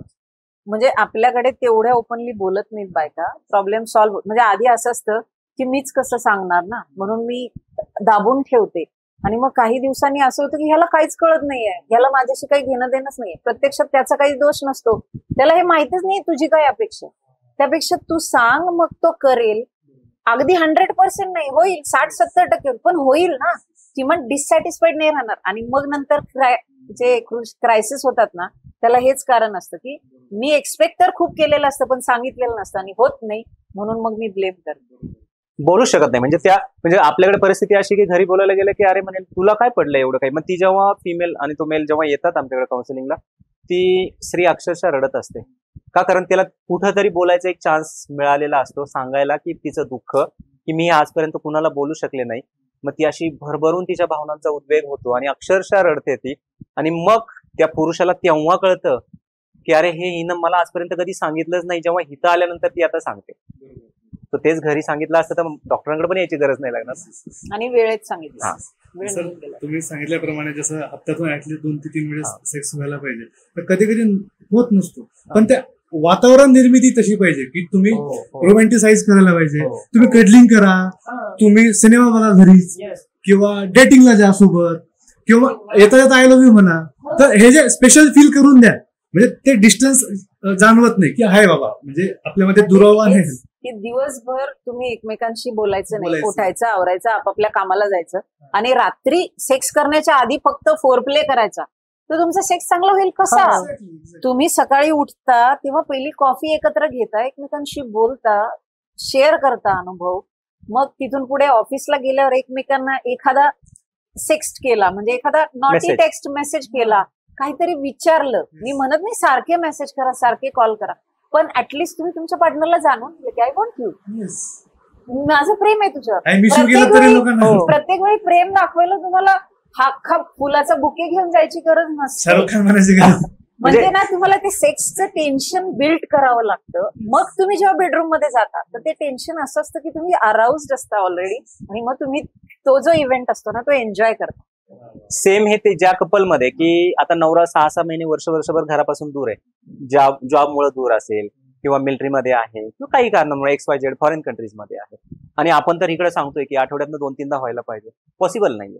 मग अशा वेळेस तुम्ही फोनवरती की एकमेकांना थोडं अराउज करणं, किंवा मग त्या ठिकाणी तुम्ही 8-10 दिवसात एखाद्या वेळेस मास्टरबेशन करा, काही ना काहीतरी चालू ठेवा, एकमेकांशी तसे बोला, जेणेकरून असं वर्षभर सपोज जरी गॅप झाला काही कामामुळे तुम्ही दूर असाल म्हणून, तरी सुद्धा तुमची मनं एकमेकांबरोबर असतील आणि तुमचं सेक्शुअल लाईफ जिवंत राहील. सर आणि मॅम, तुम्हाला दोघांना इथे येऊन कसं वाटलं? खूप छान. म्हणजे मला असं म्हणायचं की या ठिकाणी cutting pay meeting by Chetan Patil, छोट्या छोट्या गोष्टी असतील, पण आता जो गंभीर विषय आहे, त्यांनी विचारलेले जे प्रश्न आहेत म्हणजे साधे सिंपल आहेत, पण ह्या गंभीर विषयाला सोपं कसं करायचं हे कटिंग पे मीटिंग आल्यानंतर कळतं. तर स्वाभाविक आहे की आमचा जो विषय आहे ह्याच्यामध्ये थोडीशी प्रायव्हसी असते. त्याच्यानंतर बऱ्याचदा लोक ते प्रश्न जे आहेत ते विचारताना मी विचारू की नको विचारू, मग हा प्रश्न अजून गंभीर बनत जातो. पण जेव्हा असे पॉडकास्ट सोप्या भाषेतले लोकांना ऐकायला मिळतात, तेव्हा लोकांना कळतं की हा, आपले जे प्रॉब्लेम आहेत हे जगामध्ये पण आहेत, त्यासाठी मी घाबरून जायची काही गरज नाहीये, आणि त्याला उत्तर देणारी पण म्हणजे सोप्या भाषेत उत्तरं मिळणारी पण पॉडकास्ट आहेत. तर डेफिनेटली ह्या पॉडकास्टचा उपयोग मेल वुमेन सेक्शुअल प्रॉब्लेमसाठी, त्यांच्या सेक्शुअल हेल्थसाठी चांगला होईल. आणि त्याच्याबरोबर मला असं वाटतंय की मॅडम फिमेल बद्दल काय आहे हे नक्की चांगलं सांगू शकतो. फिमेलला पण सेक्शुअल प्रॉब्लेम्स असतात, रादर त्याबद्दल ट्रीटमेंट पण अवेलेबल आहे आणि ती तुम्ही मोकळेपणाने क्लिनिकमध्ये भेटून डॉक्टरांकडून घेऊ शकता. प्लस तुमच्या मेल पार्टनर बद्दलच्या तुमच्या काही शंका असतील तर बिनधास्तपणे ऍज अ कपल तुम्ही आमच्या क्लिनिकमध्ये येऊन तुमच्या साऱ्या शंका निरसन करून प्रॉपर ट्रीटमेंट घेऊन पुन्हा एकदा तुमच्या वैवाहिक जीवनाला व्यवस्थितपणे जगू शकता. एवढंच मला यावेळी सांगायचं. म्हणजे कुठल्याही गोष्टीमध्ये हेजिटेशन येण्याची गरज नाहीये, ना तुम्हाला दडपण येण्याची गरज आहे की मी एक स्त्री आहे आणि मी जाऊन या गोष्टी कशी बोलू. सो डोंट वरी. असे प्रॉब्लेम्स असू शकतात तुमच्या हाताला, पायाला, कुठल्याही शरीराच्या अवयवाला जसे काही आजार असतात, काही प्रॉब्लेम्स असतात, तसे ते सेक्स लाईफ बद्दलही असू शकतात आणि त्याची ट्रीटमेंट होते. तुम्ही बिनधास्तपणे क्लिनिकला येऊन भेटू शकता आणि हे सगळं सॉल्व्ह करू शकता. आणि हे सांगण्यासाठी एक प्लॅटफॉर्म तुम्ही आम्हाला मिळवून दिला, याबद्दल खरं तर तुमचे जास्त खूप खूप धन्यवाद. धन्यवाद. दुसरी गोष्ट ही सांगायची होती की म्हणजे 20 वर्षापासून आम्ही या फील्डमध्ये आहे. डेफिनेटली आता केअर फॉर कपल म्हणून हा आमचा ब्रँड आहे. डॉक्टर एरंडेज म्हणून पण ब्रँड आहे. तर डॉक्टर एरंडेजच्या अंडर आम्ही आमचे काही मेडिसिन्स आहेत जे नॉन साईड इफेक्ट वाले आयुर्वेदिक मेडिसिन्स आहेत जे मेन अँड वुमेन सेक्शुअल प्रॉब्लेमसाठी खूप महत्वाचे आहेत. आणि त्याचबरोबर वेगवेगळ्या लोकेशन म्हणजे पुणे आणि मुंबईमध्ये आमचे क्लिनिक आहेत. तुम्हाला ह्या लोकेशनला यायला जमणार नसेल तर तुम्ही ऑनलाईन पण कन्सल्ट करू शकता. आणि डेफिनेटली आज जो हा पॉडकास्ट झालाय याचा फायदा आमच्या पेशंटसाठी, आमच्यासाठी आणि definitely cutting pay meeting by Chetan Patil यांच्यासाठी पण असेल. धन्यवाद. तर मित्रांनो, तुम्हाला क्लिनिकचा ऍड्रेस पाहिजे असेल तर डिस्क्रिप्शन बॉक्समध्ये आम्ही ऍड्रेस आणि नंबर मेन्शन केलाय. तुम्ही जा आणि पार्टनर सोबत जा आणि कन्सल्टेशन करून घ्या.